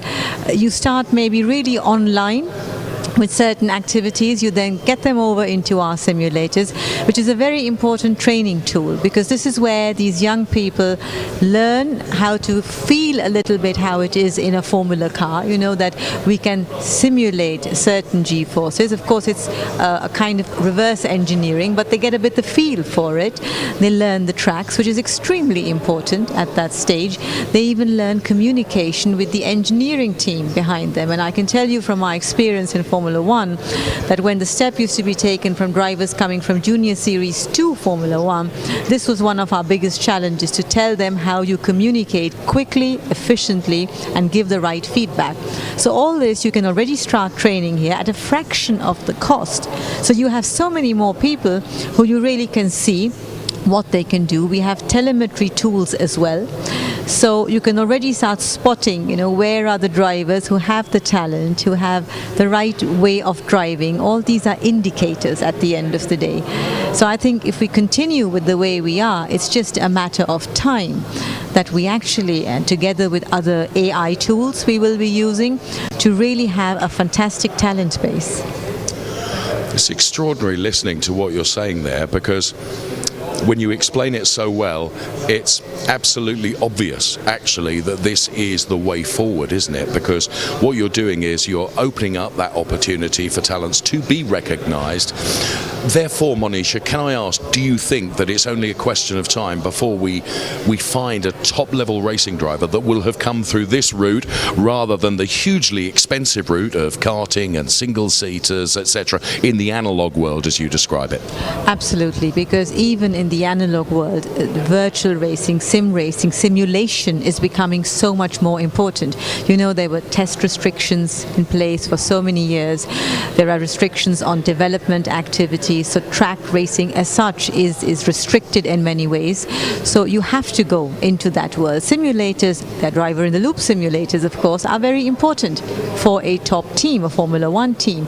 So this is the way the world is going. We're already tapping onto this at a much earlier stage, and we see how young drivers who are today at the top actually can handle sim racing much better than the older generation can.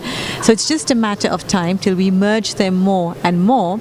And actually we are already doing a project like this in England, where it will be about Formula 4, where talents are being searched online. They'll then come into our simulators where they have a competition, and the best two get a seat with the Formula 4 team. So that's exactly what you're saying. We're just going to wait now a few months to have the first time talents come up like this. In assembling what you have achieved with Racing Unleashed thus far, presumably you had the aspiration in terms of how you wanted it to work. And what I find particularly appealing is that, and this sounds like I'm being patronising, I'm really not. You and the team are not resting on your own laurels. You're continually evolving and changing things, and actually it's that quest to give the very, very best opportunity, isn't it? I think it is, and the beauty of it is, you know, you have this ambition already in motorsport. Yes, you want to provide the best. And in our world here, we are not subject to any restrictions except for the technological ones, are mainly the internet or mainly restrictions on the game. So we can really see and decide how do we want to sculpture our championship, how do we want to proceed. We know, a lot of us who are in the team, from the analog world, where the downfalls are, where the risks are, and how do you overcome that. And one of the biggest things is the financial aspect, because so many talents are simply not found or cannot continue because they can't afford it. Here it's different. And if you look at the whole system, if you evolve it further, the way esports, the way e-racing is growing, it's just again a matter of time till you achieve those dimensions, you know, for sponsors, for partners, for viewers, for fans. So that is why we started with this now. We know it'll take a while to grow, but it is the right way. And in doing this way, you have to, from day one, strive to offer the best. And I think you're doing that. A searching question, if I may. Obviously, you have a nice geographic spread of racing lounges currently. Is the plan to build on that and to offer many more lounges in perhaps countries that are not represented at the moment? Absolutely, and we want to be a global sport. To be a global sport, we want to have lounges all over the world. Now, of course, given the restrictions we had the last year on traveling, you couldn't really go out and market your product. But we're doing that now again, so I do expect some more lounges, hopefully also outside Europe, coming up this year.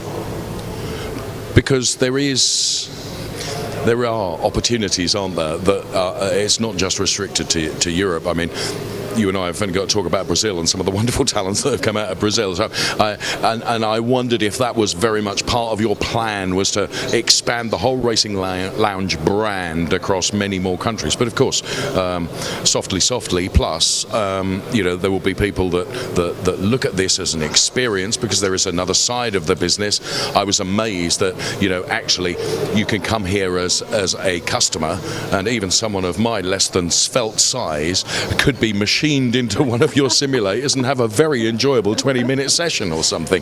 Not that I would be very good, Monisha. Well, it's about democratizing motorsport, and everybody needs to get that chance. So, like you mentioned before, our growing is going to be step by step. And it's always a question of what you do. You have to do the best, and it has to work the best way. So that's why we take, like circles. You have sharks which go the other way around, where it's get tighter and tighter, and we're going the other way. So we're actually getting bigger and bigger. So definitely on our agenda is Asia, where esports as such comes from. It's America, because again, we are so open with many things, so we can even adapt in certain ways to a very different market. The American market in racing is so different to the Asian market, to the European market. So we can get in elements from everywhere.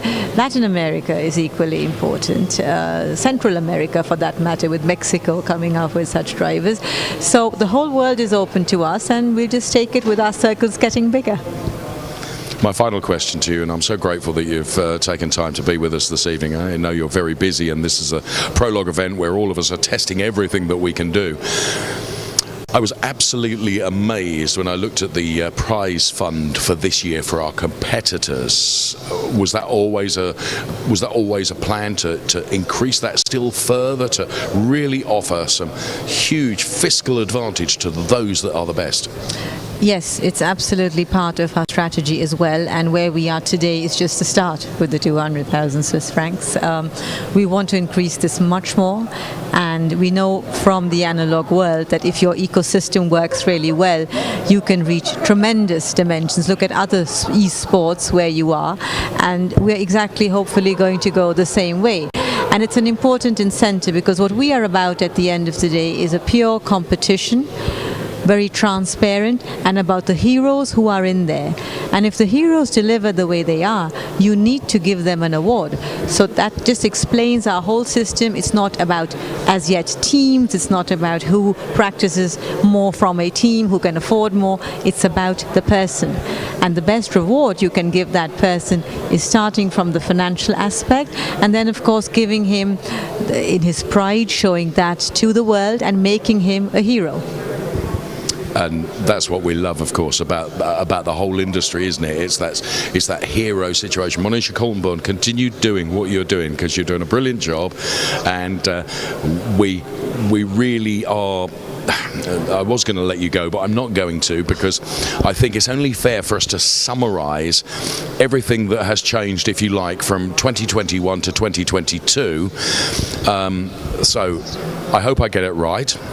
We have the addition of yet another league, which is going to enable younger and perhaps more casual people to. Is that deliberately an entry level? Yes, because a lot of people have certain inhibitions to do this, because they might think, am I really good enough, or will I make a fool of myself, or whatever. That's why we call it the Fun League. It's there for fun, and every lounge, may it be our own, may it be our franchisees, can decide how they want to work on this Fan League, how they want to structure it. So it's a really open league to get people together, to create a community, because that's what we're equally about. We want people to come together. We don't want them having championships from sitting at home. So this is an essential part of building the community and the sport. That's why that league. So we have that, the new league. We have developments to the simulator, to the car, and also to the livery as well. Is that a plan every year to try and just fine-tune once again, Monisha? Absolutely, because we're coming from the pinnacle of motorsport, well, a lot of us in the team, and you're used to that cycle. You every year have a development plan, you every year work on that, and in the middle of a year you start looking at the next year's plan. So that's our thinking, our mindset, and that's why it's the first time this year where we actually have the actual current car. So we have the 22 setup, which the drivers are going to be racing this year. This was never the case before. So this is a new thing again in the series, and together, of course, with the whole mindset we have with giving our format, the phases, different names, and even calling the championship Beyond the Pinnacle, because that's where we see ourselves go. We know who or what the pinnacle of motorsport is. We've been there, we've done that. So the next step has to be, if you bring in two words together, you go beyond the pinnacle. As always, you've summarised so better than I would have done. Can I just ask, as we leave our conversation, thus far this evening with the new format, with what I think is a lovely dramatic idea of this knockout. Happy with that? Yes, you know, there were a few hiccups here and there, but it's the first time. It's like a rehearsal we are doing today. But I think it makes it far more exciting because you feel then the pressure of the good drivers right at the back of the grid when they get into the qualifying, the knockout race, the qualifying session, and they really have to work their way up. And if the camera is always focusing on these last two cars, you know, you really feel that excitement. So I think we're going to go a long way with this format. So looking forward to it. Monisha Coltonborn, thank you so much for taking time to be with us. That was really kind of you. Thank you. So Monisha Coltonborn then is the Chief Executive Officer of Racing Unleashed. Of course, we have a number of other people that are going to talk to us as well, including a man who I have really bigged up during the course of this evening so far. We saw him at the helm of the safety car a little while ago, and that's Nico Rindlisbacher, who, of course, Nico, 2021, when I joined this fantastic series, you were doing what I do, and that's talk. Well, you talk very well, but you can also drive a bit too, can't you? Thank you very much, first of all. Yeah, I mean, I guess I tried my best because I felt quite pressured when I had to drive the safety car. No, it was a lot of fun, and yeah, I tried to do it as good as you. So far, you did much better than me, of course, but yeah, both aspects are very cool. So, we heard earlier on in that film that you produced earlier on with regards to the changes that have been made to the car for this year. You having experienced and driven both, how much more difficult is this one to nail, Nico? Well, it's always difficult in the beginning to tell what's the difference. I mean, obviously it feels a lot different, and also if you watch the time that I've driven on some courses, I know then it was quite different. So gap was like 5 to 6 seconds sometimes, and yeah, I mean now it's a default setup, so there will be some setup changes as far as I know, and let's see. I think it can only get better, but first you really have to get used to it, to drive as much laps as you can, and when you do it, then I think it will be quite fun. And as we already seen in the knockout, it can be quite close with good racing. That's for me the main advantage of this. Well, do you know, for me, being a very old fogey, what I liked about this whole knockout setup was that actually what you're delivering is actually almost 2 races, aren't you? Because, you know, wherever you're going to start that knockout, if you're misplaced, if you're not where you need to be, i.e. right at the front of the pack, you're going to have to try and overtake, aren't you, Nico? Yes, and I mean, at first you feel like, oh, I have to overtake this guy to make it to the next lap, and all of a sudden the lap is over and you already have to be again going forward, you know, and that's something that's really fun to watch, in my opinion. I don't know, I mean, if you ask some drivers, some will think it's quite nice, others they're maybe not as happy as general, but for me I think it's quite a different approach, also regarding Formula 1 and the rest of motorsport, and it makes it quite cool to watch, in my opinion. No, I think so. Very, very entertaining. Nico, thank you for talking to us about the cars, and right now we're going to take a look at what we've been talking about with both Nico and Monisha Coltonborn, and that's what is all new in 2022. Thank you.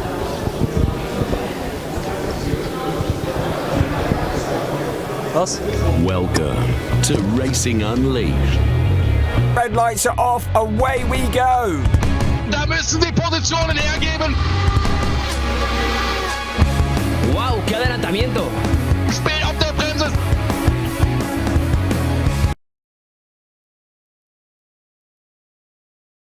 Yes, indeed, we have a new name which is called Beyond the Pinnacle. And what we do here is we create a new kind of motorsport, a motorsport 4.0, by bringing the analog world together with the virtual world.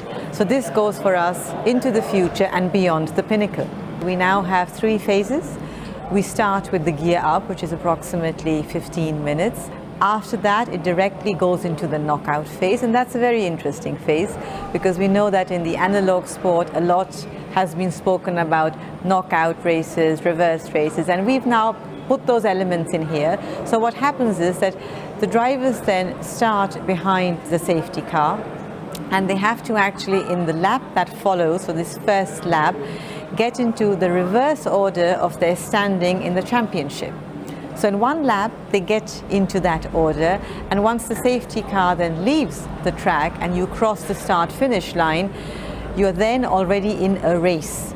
And the moment each lap is completed, the last two of that lap are eliminated.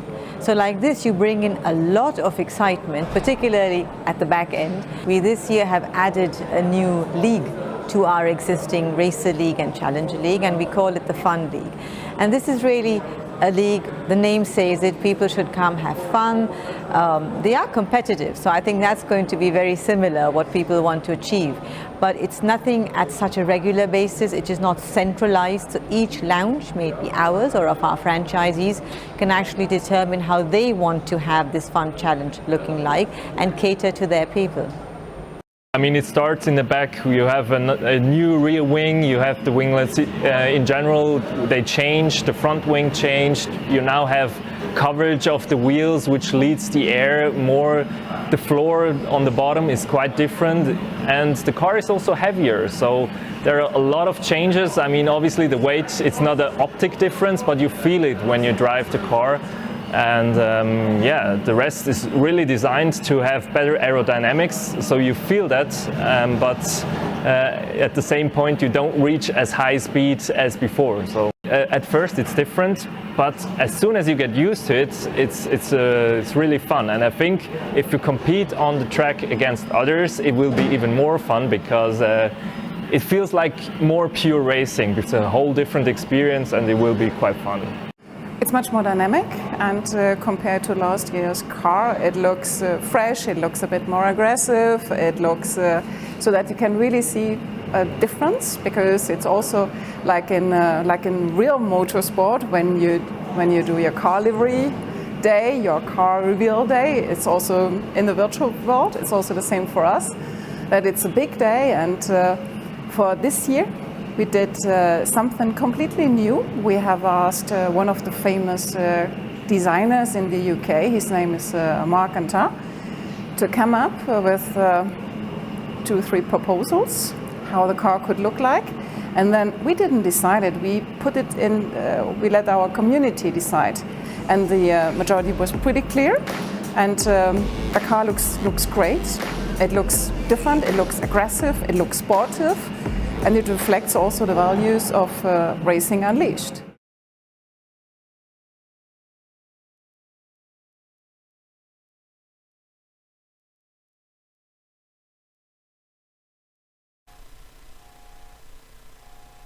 Of course, the Chief Marketing Officer is Christine Uphoff from Racing Unleashed, along with a couple of guests as well. We have Thomas Herzog and also Fabio Vettiger, and I hope I've pronounced that right before you slap me. But before we talk to our guests, we're going to find out a little bit more about the subject, the topic that we will be talking about with Ralf Muller, and that is fit and fast.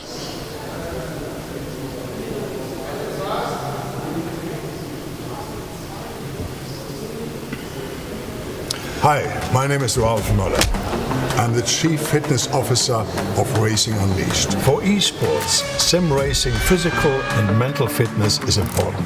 30 to 60 minutes of exercises per day are important for your success. Use your bike instead of your car, or just take a walk. There are no excuses. Running, cycling, swimming or gym. Just keep it going. So get fit and fast with a Gladiator. Racing Unleashed. See you soon.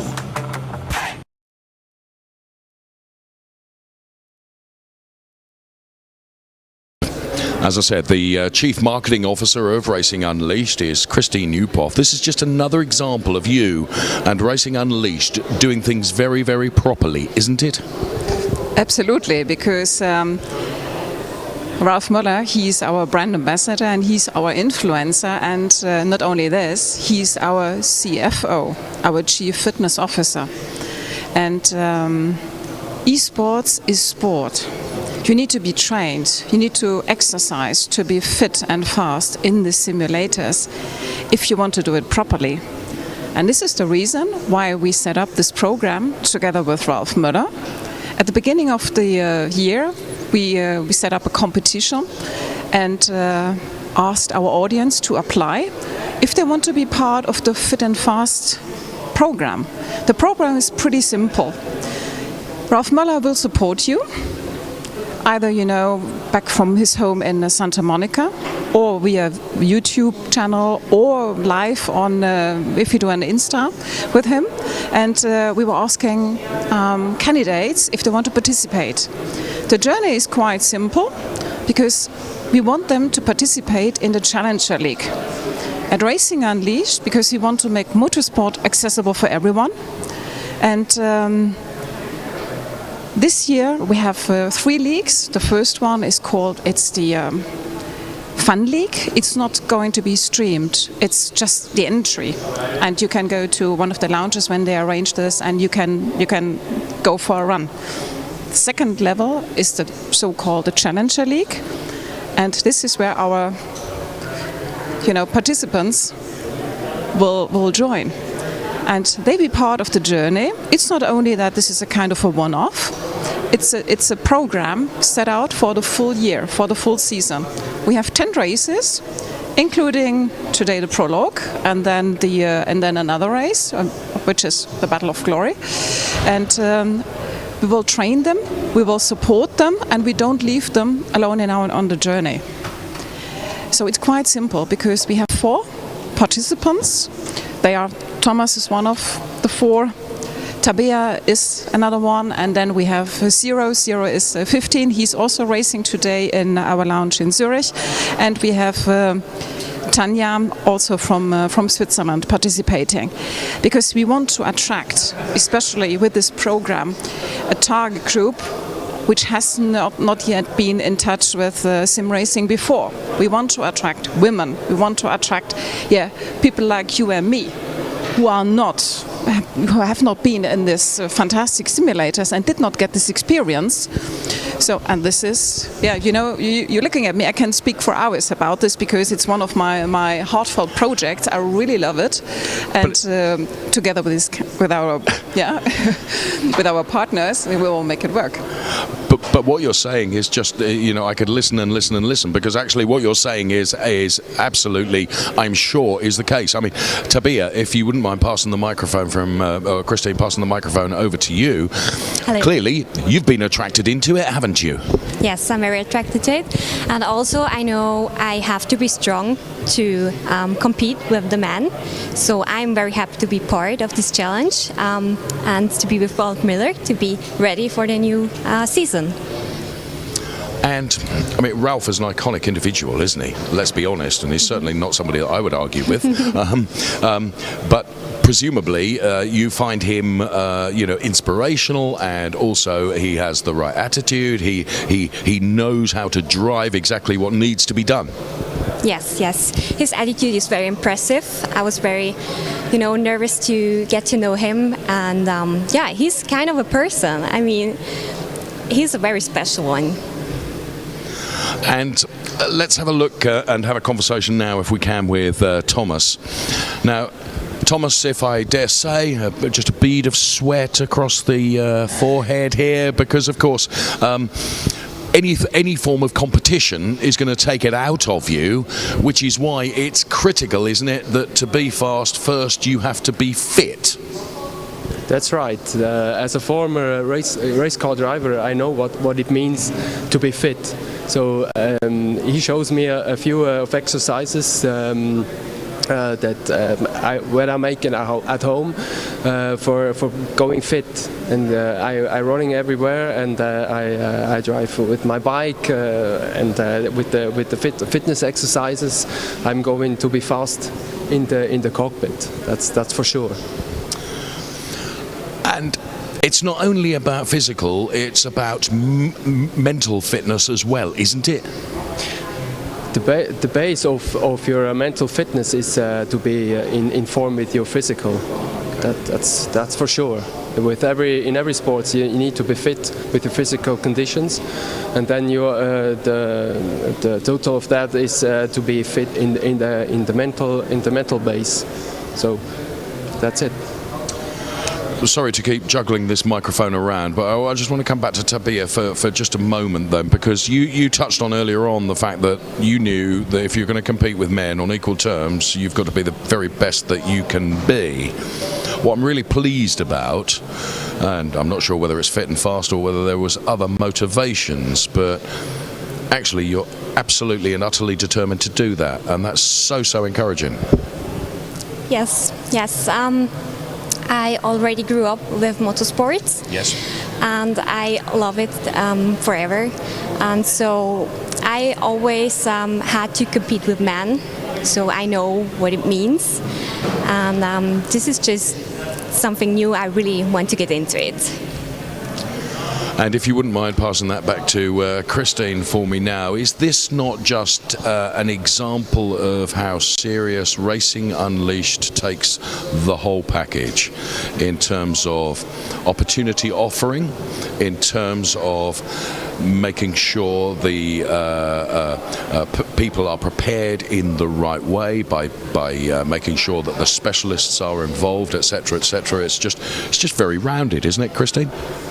Absolutely, we simply take it serious, and we do not want our participants to leave them alone on this journey. We are coaching them, we are with them, because we want to make sure that they have a good experience, that they like it, yep. And not only from a physical point of view, also from a mental point of view, because when you race in these simulators, you will have a bit of a pressure. You need to know how to handle with pressure, and when you have a group, because this is also the reason why we decided that we want to go with 4 participants, because originally we would have selected 2. Okay. But we received so many good applications, and for us it was quite challenging just to vote and say no, we just only take 2, because for them it's also important, because they met each other the first time. It was on Tuesday last week when we had the filming day with Ralph, and they already got into it, and to see how they get together and how they mingle, how they, and you can also see it here, because they're here apart from Zero, who's racing in our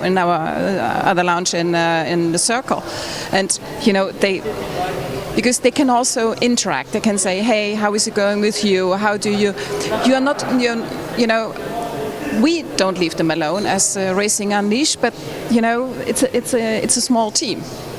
And this is how we take it, and this is just a start, because for us it's not only a PR story what we do. So for us this is, as I said, it's pretty serious, and we will guide them for the full season, and we will see how we continue in 23. But this is definitely a long-term project, and it would be fantastic to see you, then this year in the Challenger League, and maybe next year in the Racer League. So this is, because we also want to give a perspective to our participants, and not only, okay, this is nice that you join us now for this season, because Racing Unleashed is a long-term project. And we want to grow. We want to, we want to improve. We want to,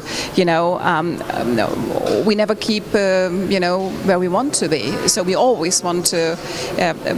It's a part of our DNA, how to say. So that we definitely, we think, oh, what went good, and how can we do it in a different way.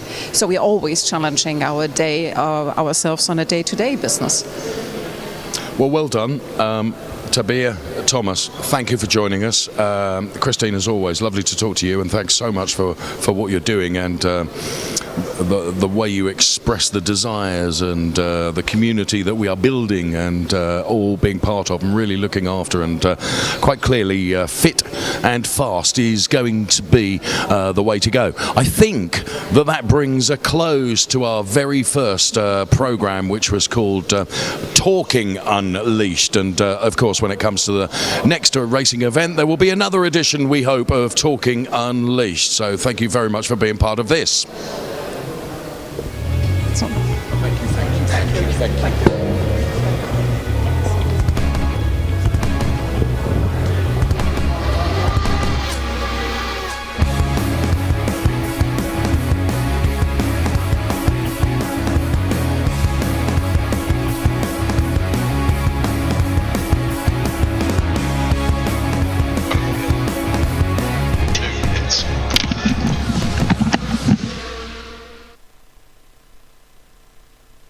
Well, there we have it then. It was very interesting to talk about fit and fast, and it is very, very important. And we shouldn't lose sight of that. Of course, nutrition playing part of that. And Ralph Muller, who is the fit and fast chief fitness officer, if you will, for Racing Unleashed.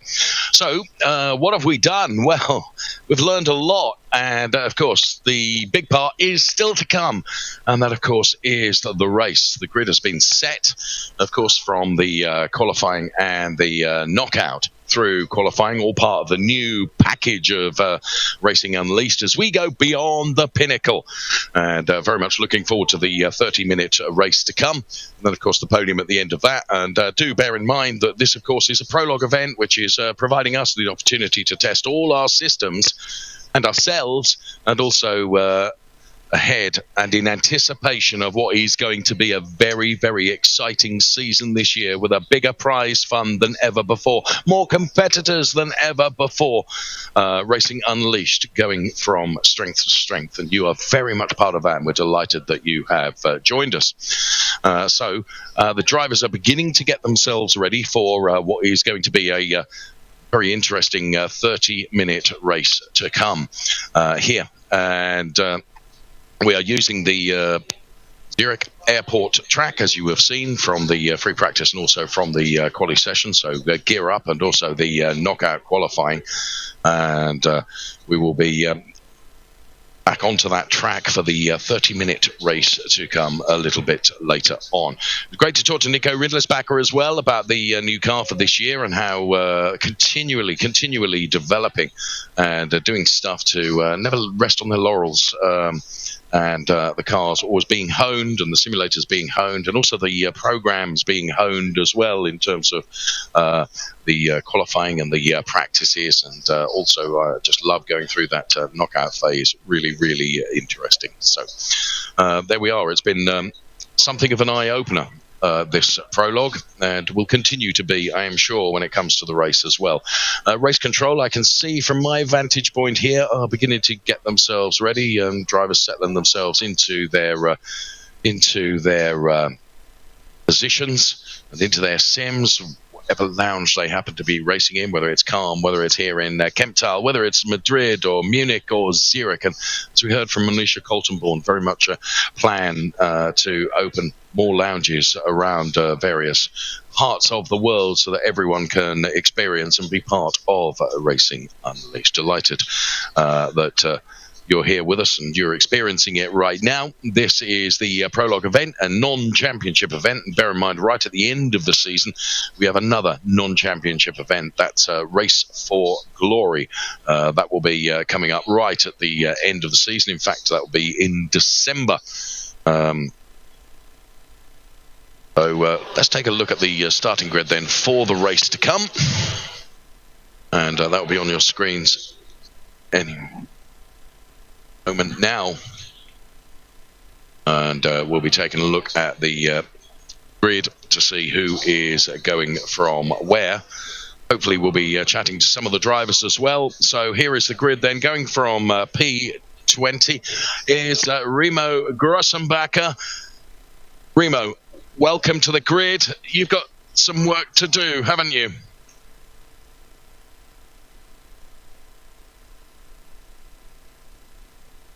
So, Remo Grossenbacher, as you can see, actually hasn't got his headset on. Going from P19 is Tiziano Caponio. So that is the P20 and P19 places as we scroll through the grid. Besnik Motezzi, P18, and Lorenzo Hader will be going from P17. You can see the times there, 2:08.346 for Besnik Motezzi and a 2:06.856 for Lorenzo Hader. They are in Calm and Zurich, respectively.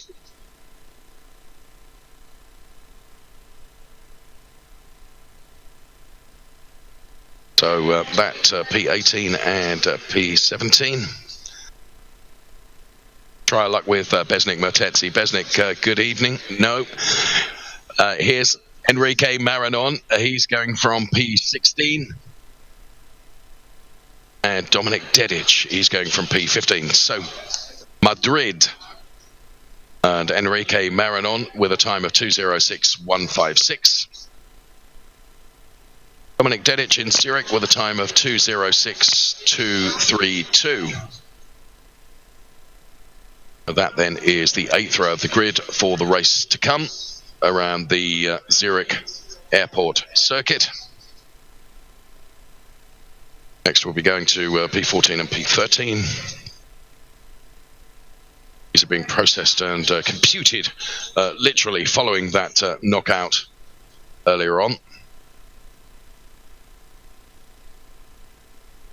So Enrique Marinon and Dominic Dedic going from P16 and P15. Of course, both of them drivers that took part in Racing Unleashed during 2021. Both of them with work to do in this race. A podium is in the aspiration trail, which for sure it will be. So those were the first couple of rows of the grid then. And as I say, we're keeping an eye on race control, who are looking at things as well. And we will continue our scroll through the grid in due course. So fascinating to listen to Monisha Coltonborn and also to Nico Randlisbacher and also Christine with the guests from Fit and Fast earlier on. That Talking Unleashed will form part of, we hope, every program during the course of the season. Hear from various people and learn different things with regards to Racing Unleashed. Let's go back to the grid. Loris Mistretta then in calm goes from P14, and then Jan Teufen in Zurich, P13 with a 2:07.599. So that's P14 and P13, so the 7th row of the grid. The race here. P12 for Sebastian Hirsch and P11 for Thomas Herzog. Munich and Kemptal, respectively. Thomas Herzog, of course, we were speaking to just a few moments ago. Mikhail Fry will be going from P10, and Nico Farland is going from P9. So Mikhail Fry and Nico Farland then. 5th row of the grid. For the 4th row, where we find Kevin Abbey and Devin Isgro. So a 2:05.901 and a 2:05.318, the lap times that have given them those grid positions. Zero Zambra and Andre Wagner, P6 and P5. So you can see there that Zero Zambra was quicker than Andre Wagner, but presumably a track limit excursion means that he got penalised. There is Severin Bruderer going from P4. And going from P3 is Yannick Vonenberg. Now, Yannick, good evening to you. Yannick, we had you came so close to going through to that pole position shootout. Yeah. Anything you could have done differently? I don't know. From commentating and watching it, I just think, you did everything that you possibly could do. I mean, therefore, are you disappointed with P3, knowing that perhaps you could have been on the front row? No, I'm not. I just let Angelo through because I knew he's much quicker than me. I don't want to lose time defending him. Then, of course, the battle for P3 or P2. And of course, the race is still to come. An awful lot can happen. 30 minutes of race action. You're not going from a bad position, are you? 2nd row of the grid. You got 2 cars in front of you. If you can nail them in the first lap, Yannick, you're on your way. That's the plan. Well, we look forward to seeing whether you can execute that, Yannick. It's great to have you on the grid. Yannick live from Munich, going from P3. Fabio Vettiger will go from P2. And then pole position with a stunning drive, Angelo Miguel with a 2:03.0958. Angelo, of course, one of the drivers from our season in 2021. And as you can see, he's all smiles, always is Angelo. And very much smiling because he is going from pole position. That's our grid.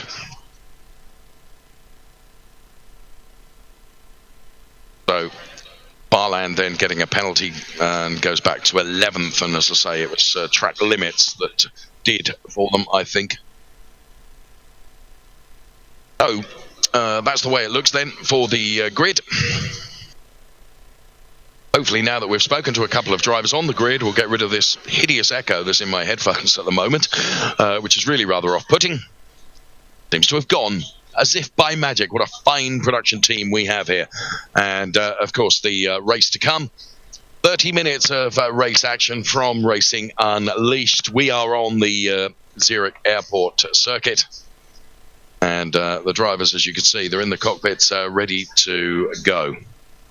Having left my schedule on the Talking Unleashed table, can't see whether we're on time or not, but I think we're pretty good for where we're going. And very much looking forward to getting the racing action underway. 30 minutes to come. Then, of course, the podium. Where are the honours going to go? Will it be in... which lounge will it be? Will it be Calm? Will it be Kemptal? Will it be Madrid? Will it be Munich? Or will it be Zurich? Only time will tell. And I can sense the anticipation building and the excitement building as well as we're getting ever closer to getting ready to go racing.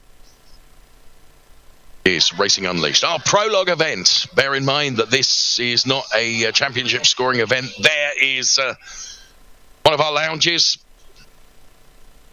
See these fantastic sims that are here, and I have to say, when I arrived in Switzerland, the very first thing that was offered to me was the opportunity to get into one of those and have a go. And rather than look an absolute loon, I chose not to do that. I'd prefer to leave it to these professionals that are sitting inside those simulators right now.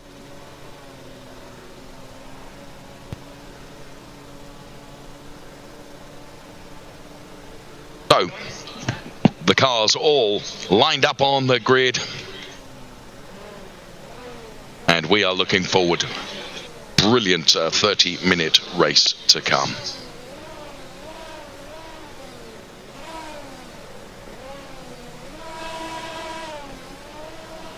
There you can see the lights on the virtual gantry. And we've got the lights coming on. 3, 4. My goodness, they're quick with race control. And then they're held and held and held and held. And now we go. The smoke comes off, and a really poor start for Zero Zambra, who got caught out by those lights. As I say, race control held onto the cars for a long time before they were released. So we reckon 14 laps of this Zurich airport circuit then for these drivers. Says, let's go racing. This is the Prologue, Racing Unleashed, live from the Zurich airport circuit with Angelo Mikhail, of course, from that pole position. Then Vorenberger is P2, Vettiger is P3, Devin Iskro P4.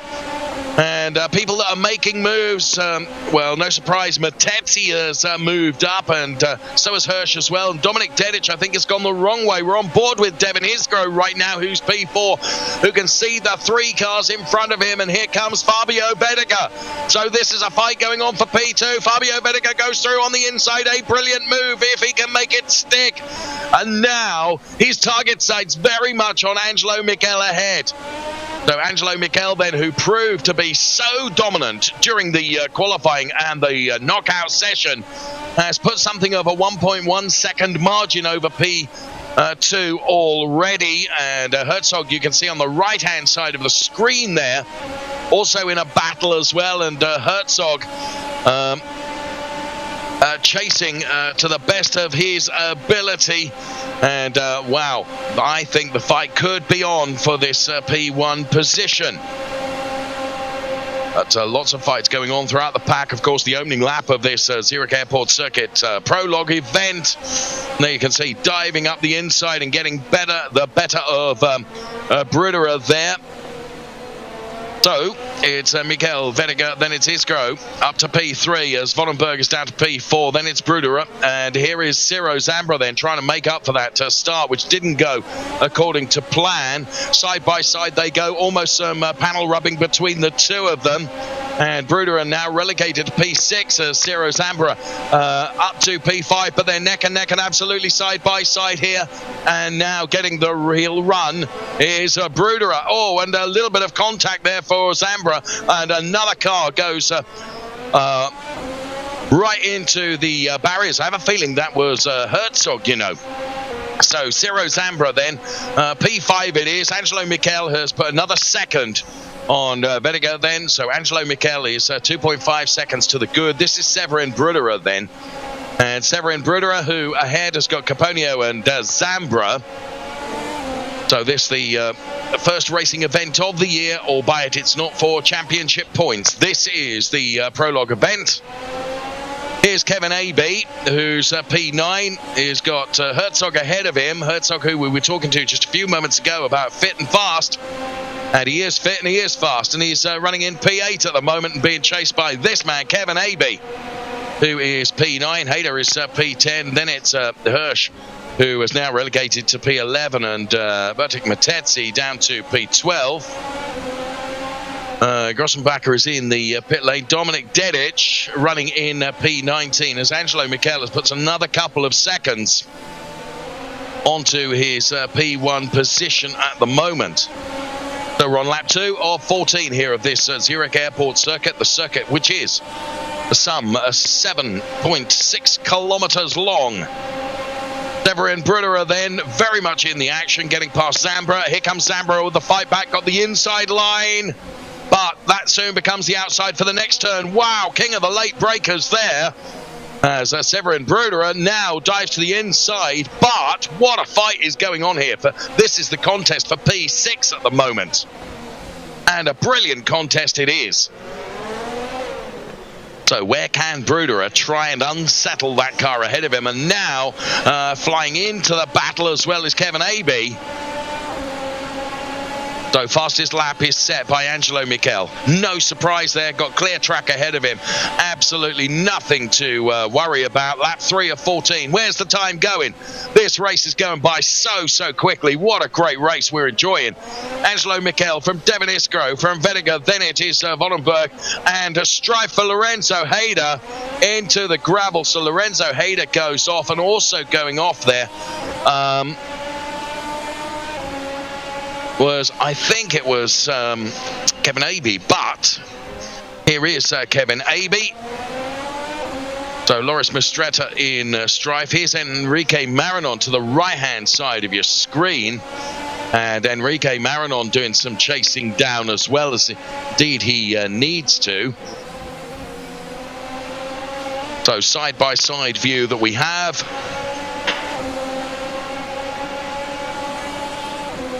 And Marinon then gets very cleanly overtaken. I half wonder whether there might be something wrong with the Enrique Marinon car there, because that overtake looked to be almost too easy.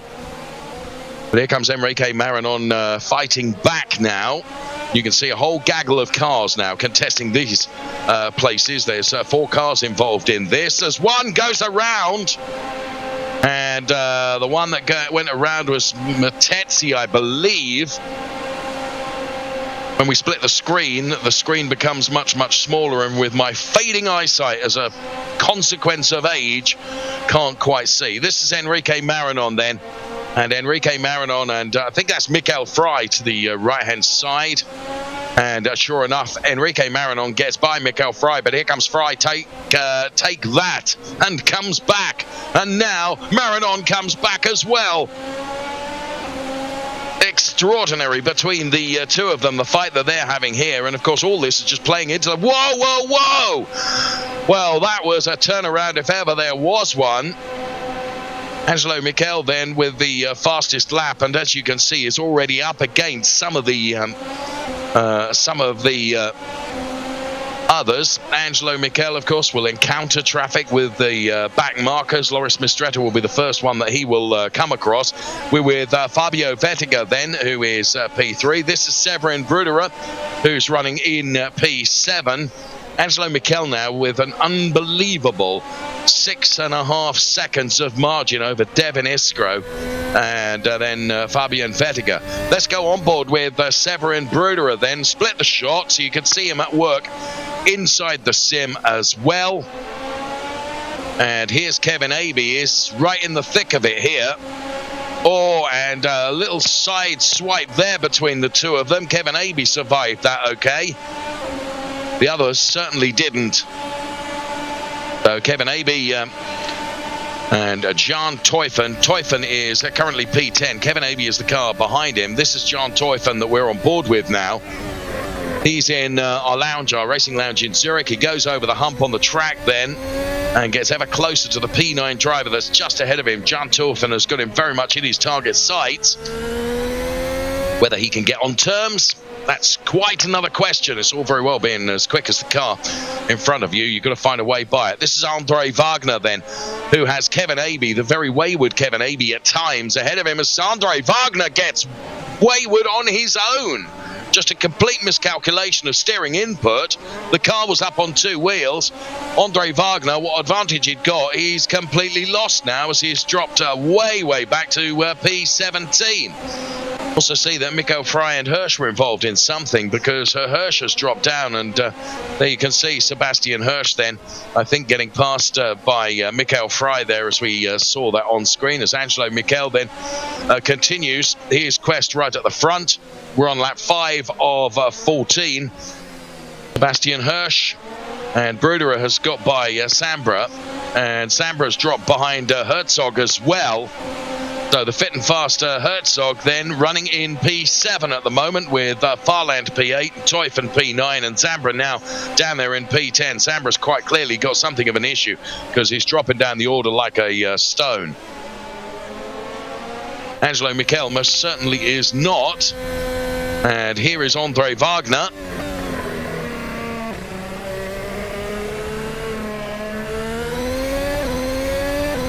So on-board shot then of Andre Wagner, and alongside is the shot of him inside the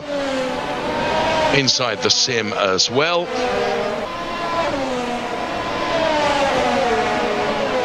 Miguel Isgro, then it's Vettiger and Vonenberg. Here's Sebastian Hirsch in the middle of that sandwich between Kevin Abbey and Enrique Marinon, two of the experienced drivers.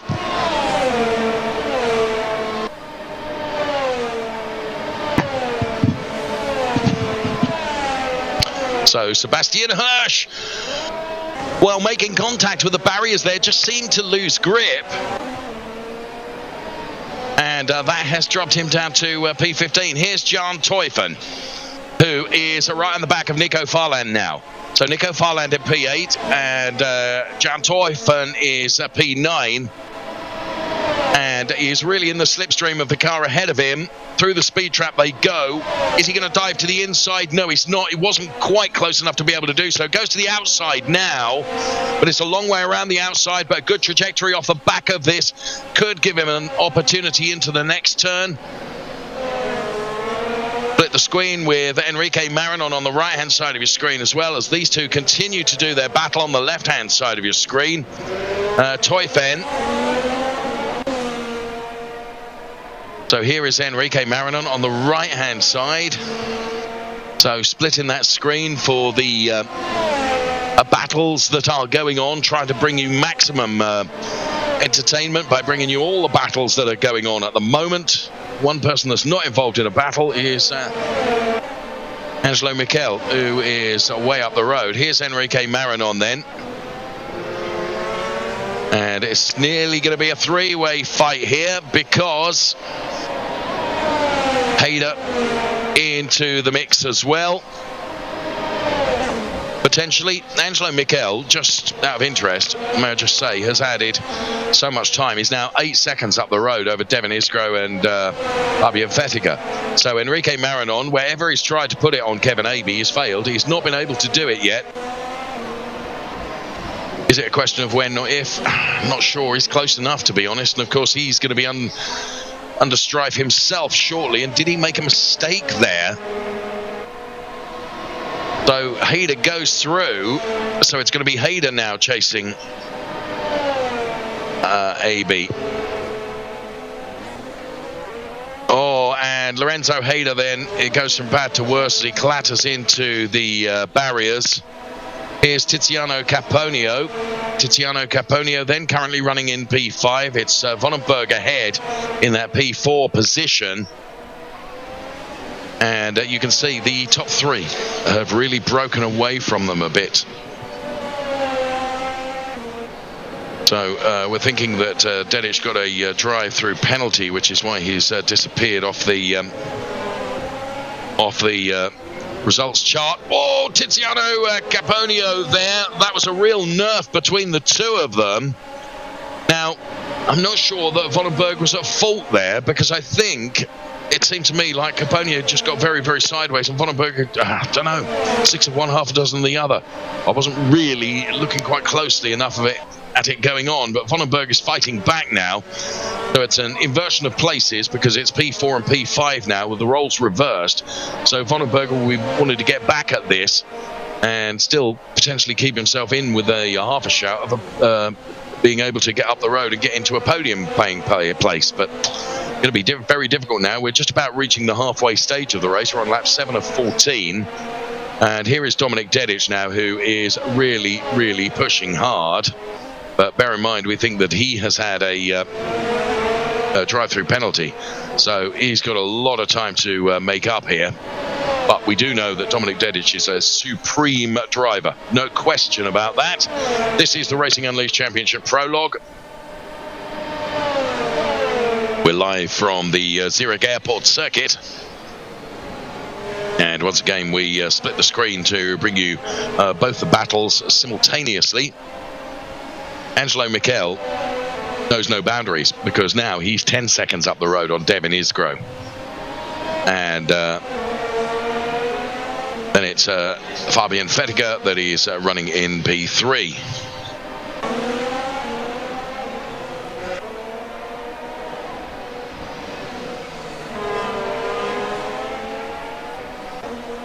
Enrique Maranon in P12, Kevin Abey P11, Mikhail Frey is P10.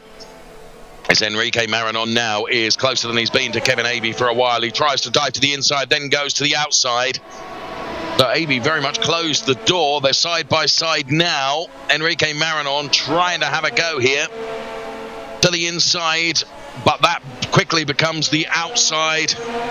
So surely Abey's going to be able to take this back, and he does for the moment. But now Enrique Maranon once again back on the inside. Hayder is getting closer to them, because the more these two fight, of course, it is slowing them down, and that's allowing those behind to get a little bit closer. So there is Enrique Maranon. Kevin Abey stays. P11, Enrique Maranon for the moment stays P12, but will that change again in the next few hundred meters of tarmac as they're onto the circle straight now? The straight so named because it is very much curved and therefore isn't straight, but by goodness, you carry some speed around there. Enrique Maranon and Kevin Abey fighting tooth and nail between the two of them. At the moment, it's Abey that's got the whip hand, and he's P11, and Enrique Maranon is P12. So Angelo Miguel, as Enrique Maranon very nearly shortcutted and got sideways there going through that turn, but managed to hold on to it, thankfully. So Mikhail from Isgro, from Vettiger, Caponio, then it's Vonenberg. They are the top 5 at the moment.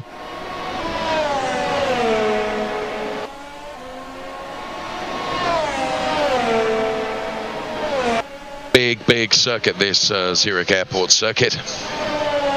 Some 7.6 kilometers. Angelo Mikhail through the speed trap then, 297.2 kilometers per hour. best through the speed trap has been a 313, as you can see. So Angelo Mikhail from Isgro and Vettiger, then it is Caponio, Vonenberg, Bruder, then Herzog, Farland and Fry, with Jan Teufen on the P10 position at the moment. Lap 9 of 14.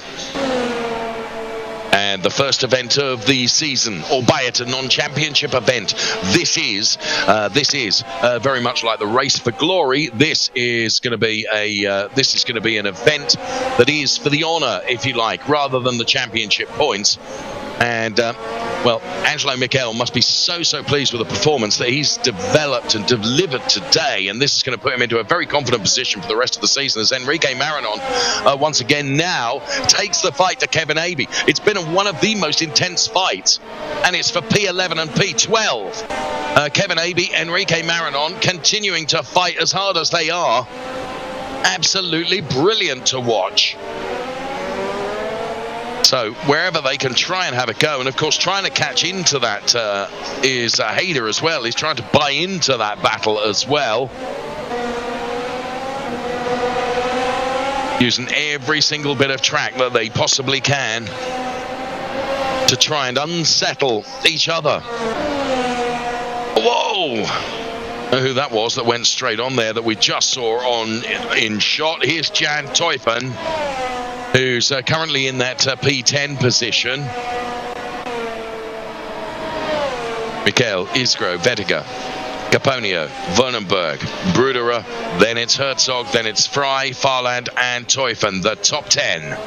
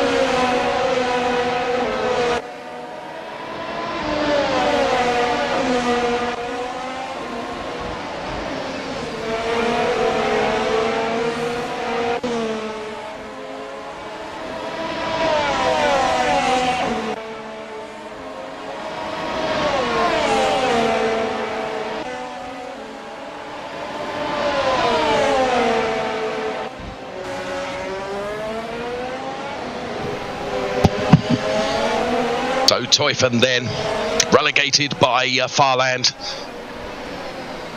Angelo Mikhail and Hirsch took Wagner. So Mikhail from Isgro, from Vettiger. So it's all changed further down the order with 4 laps remaining in this prologue event, with Angelo Mikhail with an almost unbelievable 14 seconds of margin. Here comes Jan Teufen trying to fight back here and retake that. Enrique Maranon involved in the mix as well. As Teufen, it goes from bad to worse for him as he loses out to Enrique Maranon. So Jan Teufen then, just love the livery on that car, but as it gets very, very busy now.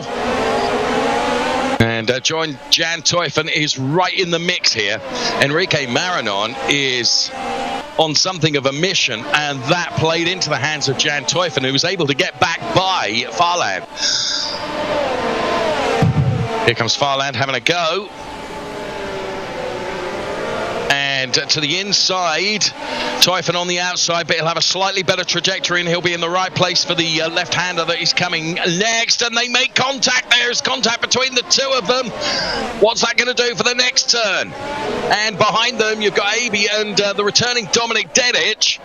Bear in mind, Dominik Dedic had a drive-through penalty earlier on, and look at the speed and the pace that he's got now, and he's still fancying his chances in this race. Absolutely brilliant stuff.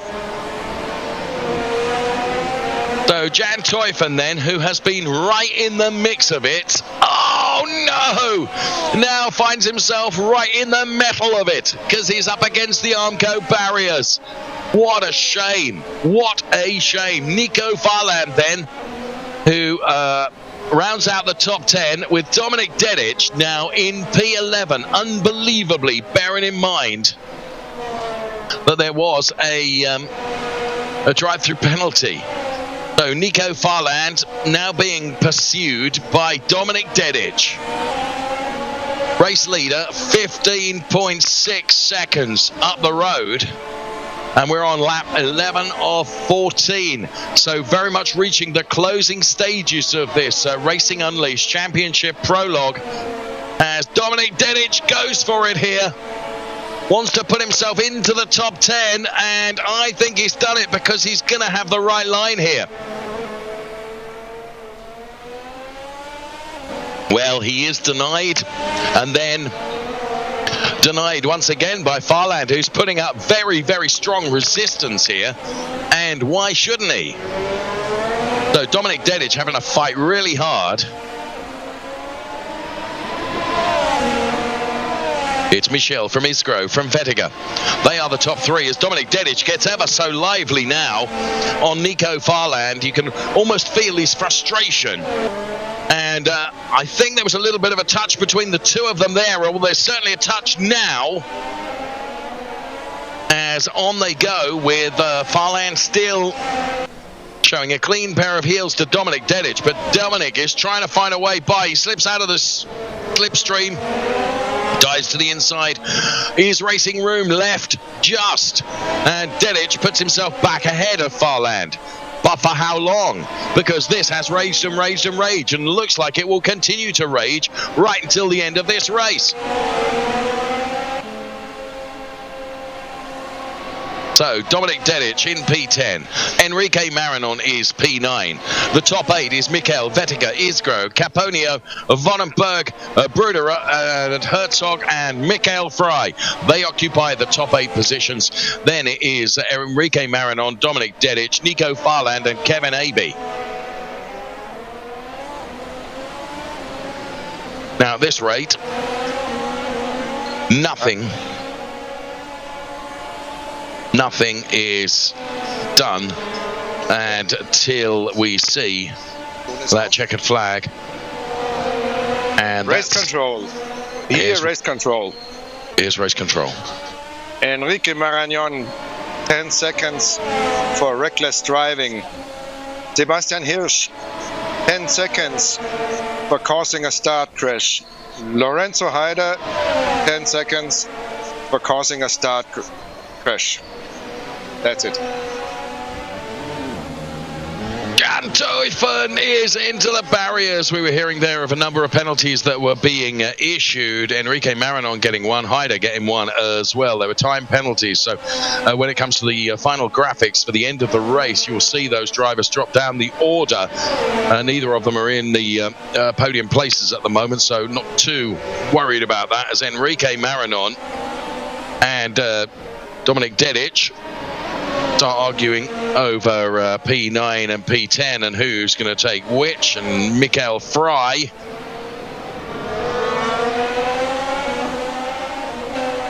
who is running in that P8 position. Herzog is P7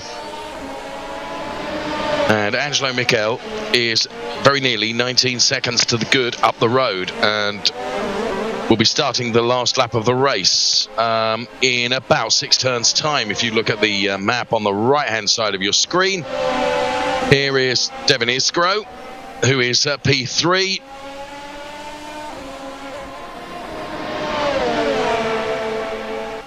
So can Devin Iskro settle for P3, or will he throw everything at it for P2? Vettiger is P2 at the moment, and Iskro taking a look at the inside. It becomes the outside for the next turn, but the trajectory and the speed that you're able to take round that turn as Vettiger then ahead of Devin Iskro. Iskro is not going to take this lying down, I don't think. We are now on the final lap of this prologue race, live from the Zurich airport circuit, with Angelo Miguel leading by something like 20 seconds, or as near as makes no difference, 19.5 seconds if you want absolute accuracy. Absolutely extraordinary prowess that is shown around this circuit. Angelo Mikhail from Vettiger, from Devin Iskro, and I have to say that Vettiger seems to have the measure of Devin Iskro now. The way it looks at the moment, those are the three that you will be seeing on the podium, with Angelo Mikhail, of course, on the top step of it. So there you can see the Enrique Maranon just going around the circle straight, continuing to be in this phenomenal battle that's going on between these two cars and these two drivers. And here is Angelo Mikhail then, relatively cool, calm and collected, with the remaining turns to do, and to be honest, he's almost got enough time to pull in for a coffee, have a couple of sips of it before returning to the track, and still he would cross the line quicker and faster and sooner than anybody else that would give him that P1 position. It has been an assured drive from Angelo Mikhail as he goes over the jump, and he knows he's got the remainder of this to do, and that will be it. I have to say, he's not taken his foot off at all. He has given it absolutely everything. Even on this last lap where the checkered flag awaits. Now, we know that some penalties, time penalties, are being served, and they will impact some of the other places further down the order. But Angelo Miguel then, who did all the hard work in the new qualifying, will win the first event of 2022. Angelo Miguel from Munich. He takes the victory from Vettiger, I think, who's going to be able to hold off Devin Iskro. I think he's built up enough of a margin that he is going to seal P2, and Devin Iskro is going to be P3. Here is Severin Bruderer then, P5, and Fabio Vettiger then, a very, very good drive. And Severin Bruderer takes P5. There's Ollenberg for P6. Severin Bruderer then we are on board with. And Dominic Dedic then, when you consider that he had a drive-through penalty and still was able to bank a P9, that's an extraordinary drive. So as you can see, a number of drivers have dropped down the order. That's as a consequence of the time penalties that were put on. There is Sebastian Hirsch. And Besnik Mertetsi is another one, I think, that had one of those penalties.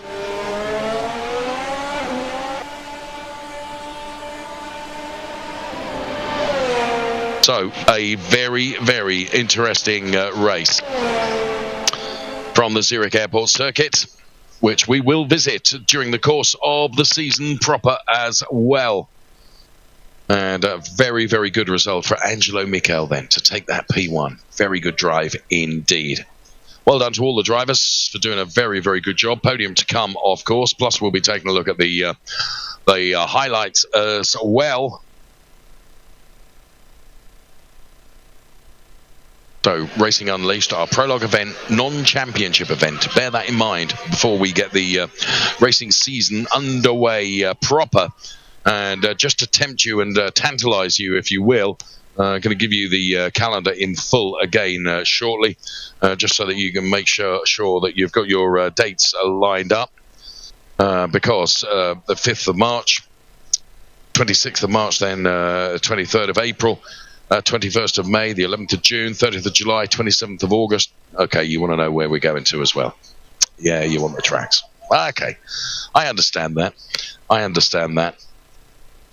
So, from here then, it will be the Red Bull Ring on the 5th and 6th of March, Nürburgring 26th, 27th of March, then at the Droma de Monza in April, the 23rd and 24th, Mugello, 21st, 22nd of May. Then the 11th and 12th of June is going to be Brands Hatch, a double header across the UK circuits, because the following event on the 30th and 31st of July is at the Silverstone circuit. Then it's Spa-Francorchamps on the 27th and 28th of August, Circuit de Barcelona, 24th, 25th of September. Then 22nd, 23rd of October, Zurich Airport Circuit once again. Then it's Imola on the 12th and the 13th of November. There you can see it. And then we do have a Battle for Glory event to come in December as well. It will be another non-championship event. But that will be the final event of our 2022 season. So, good racing. And this is what you could win just for the Battle for Glory. Now, bear in mind, I did say earlier on, there's over 200,000 Swiss francs up for grabs in the Racing Unleashed series this year, and the Battle for Glory alone offering good prize money in there. Look at that prize money. You know, if you did P1 in the Racer League with 3.5 grand in Swiss francs, that would equate to some 15,000. Did that across the entire season. Not bad. There you go. So there is plenty to play for all our drivers and for all our competitors.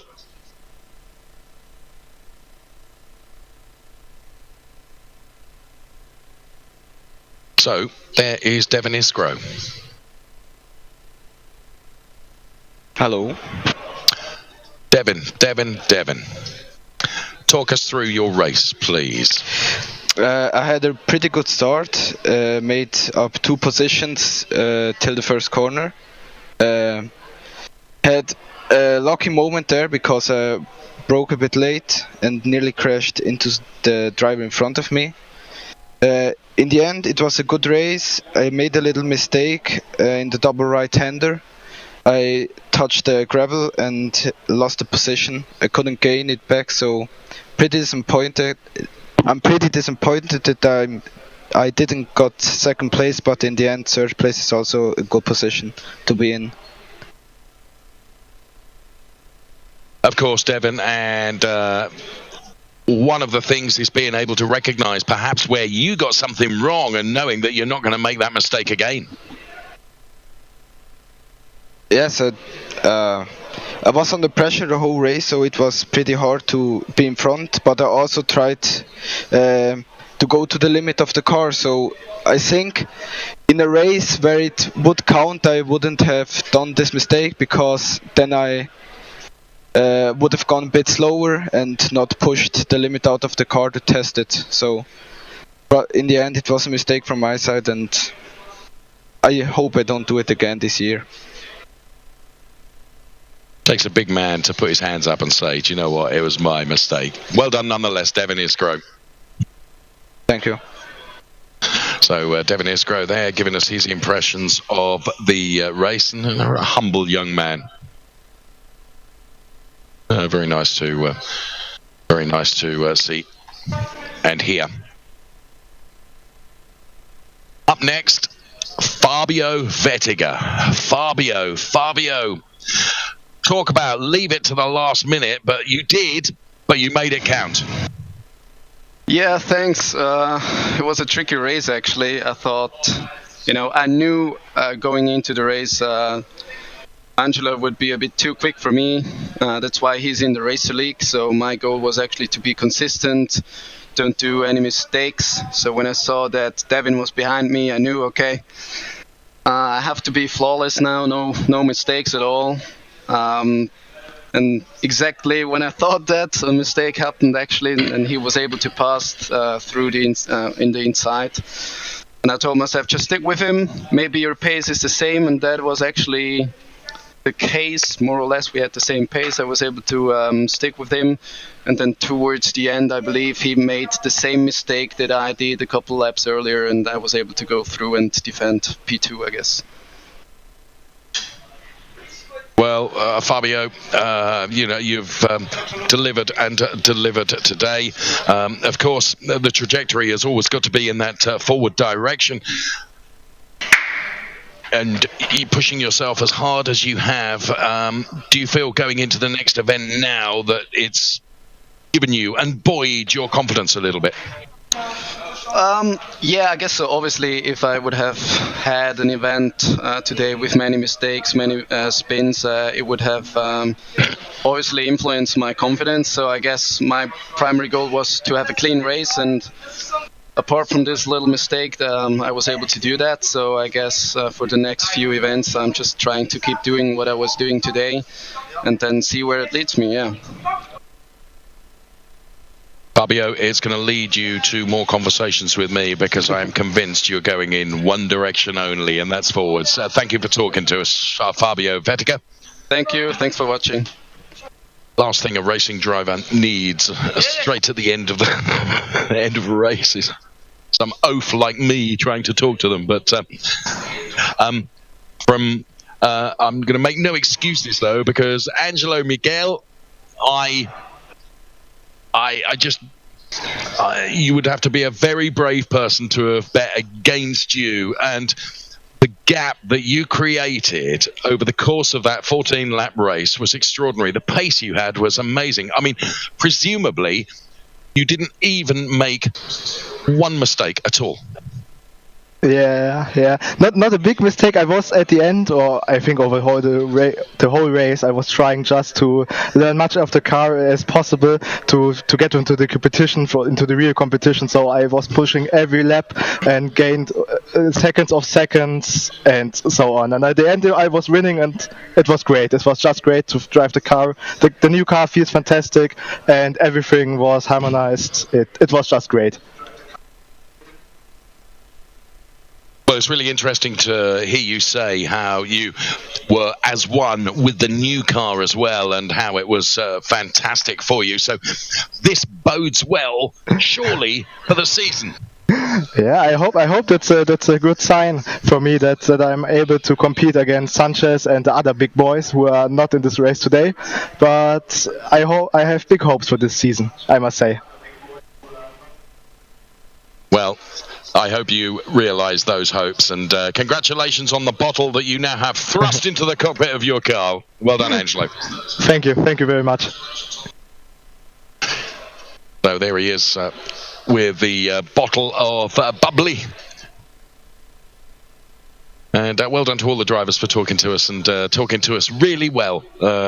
Really appreciate that very much. It's very nice and hugely talented young drivers.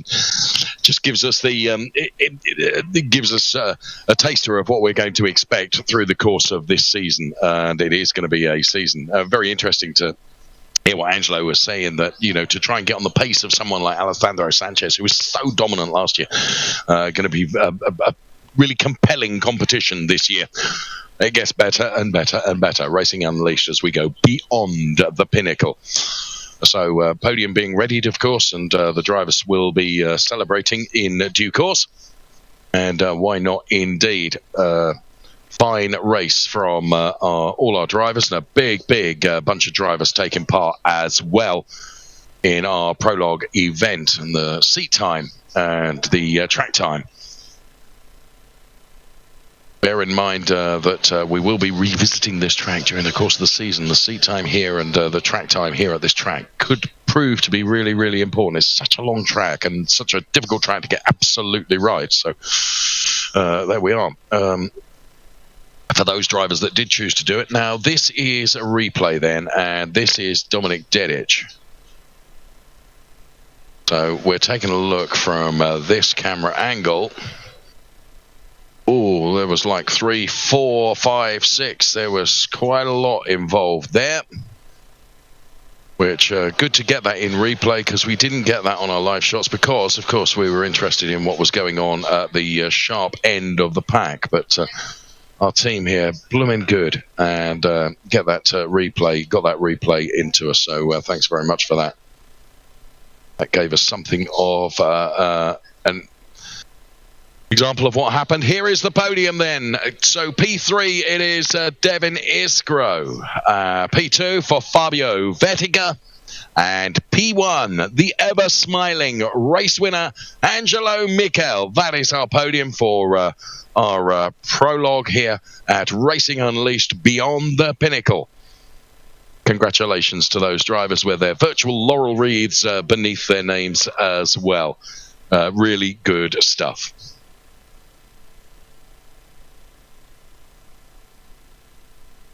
So, there, the virtual podium done and dusted. We will be bringing you the full official results. Excuse me, in just a moment. Just waiting for those in graphics, because always Race Control take a look at everything at the end of the race. And, of course, they take a look at everything during the race as well. But any penalties that are awarded, here is confirmation of the result. Taking P1 by a country mile, Angelo Mikhail, P1. Fabio Vettiger, P2. Devin Iskro was P3. Then it was Tiziano Caponio taking P4 with Severin Bruderer P5. Yannick Vonneberg was P6. Enrique Marinon P7. Mikhail Frey P8. Dominic Dedic P9. Heck of a drive from Dominic. P10 for Nico Farland. That's the first 10 places in that prologue event, with Kevin Abey taking P11. Then it was Thomas Herzog and P12, Jan Teufen P13, Lorenzo Hader P14, Loris Mistretta P15, Andre Wagner P16. Then it was Sebastian Hirsch P17 and Besnik Matetzi, and then Ciro Zambra and Remo Grossenbacher, regrettably DNFs for them. So that is the full and confirmed confirmation from Race Control, as it is tonight, and that's the way it looks for the prologue result. So thanks to our team in Race Control for working so hard and getting that result to us as quickly as they could. So the next race to come up then will be the first race of the season, the 5th and the 6th of March at the Red Bull Ring in Austria. It is race 1 of our Racing Unleashed race calendar for 2022 as we go beyond the pinnacle. Thank you so much for watching from me and from the rest of everyone here at Racing Unleashed. Bye-bye for now. Welcome to Racing Unleashed. Red lights are off, away we go. Da müssen die Positionen hergeben. Wow, qué adelantamiento. Speed auf der Bremse. Here they go, flat out, really good stuff. Tremenda pelea. The two cars make contact. Unglaublich. Wow, qué pelea.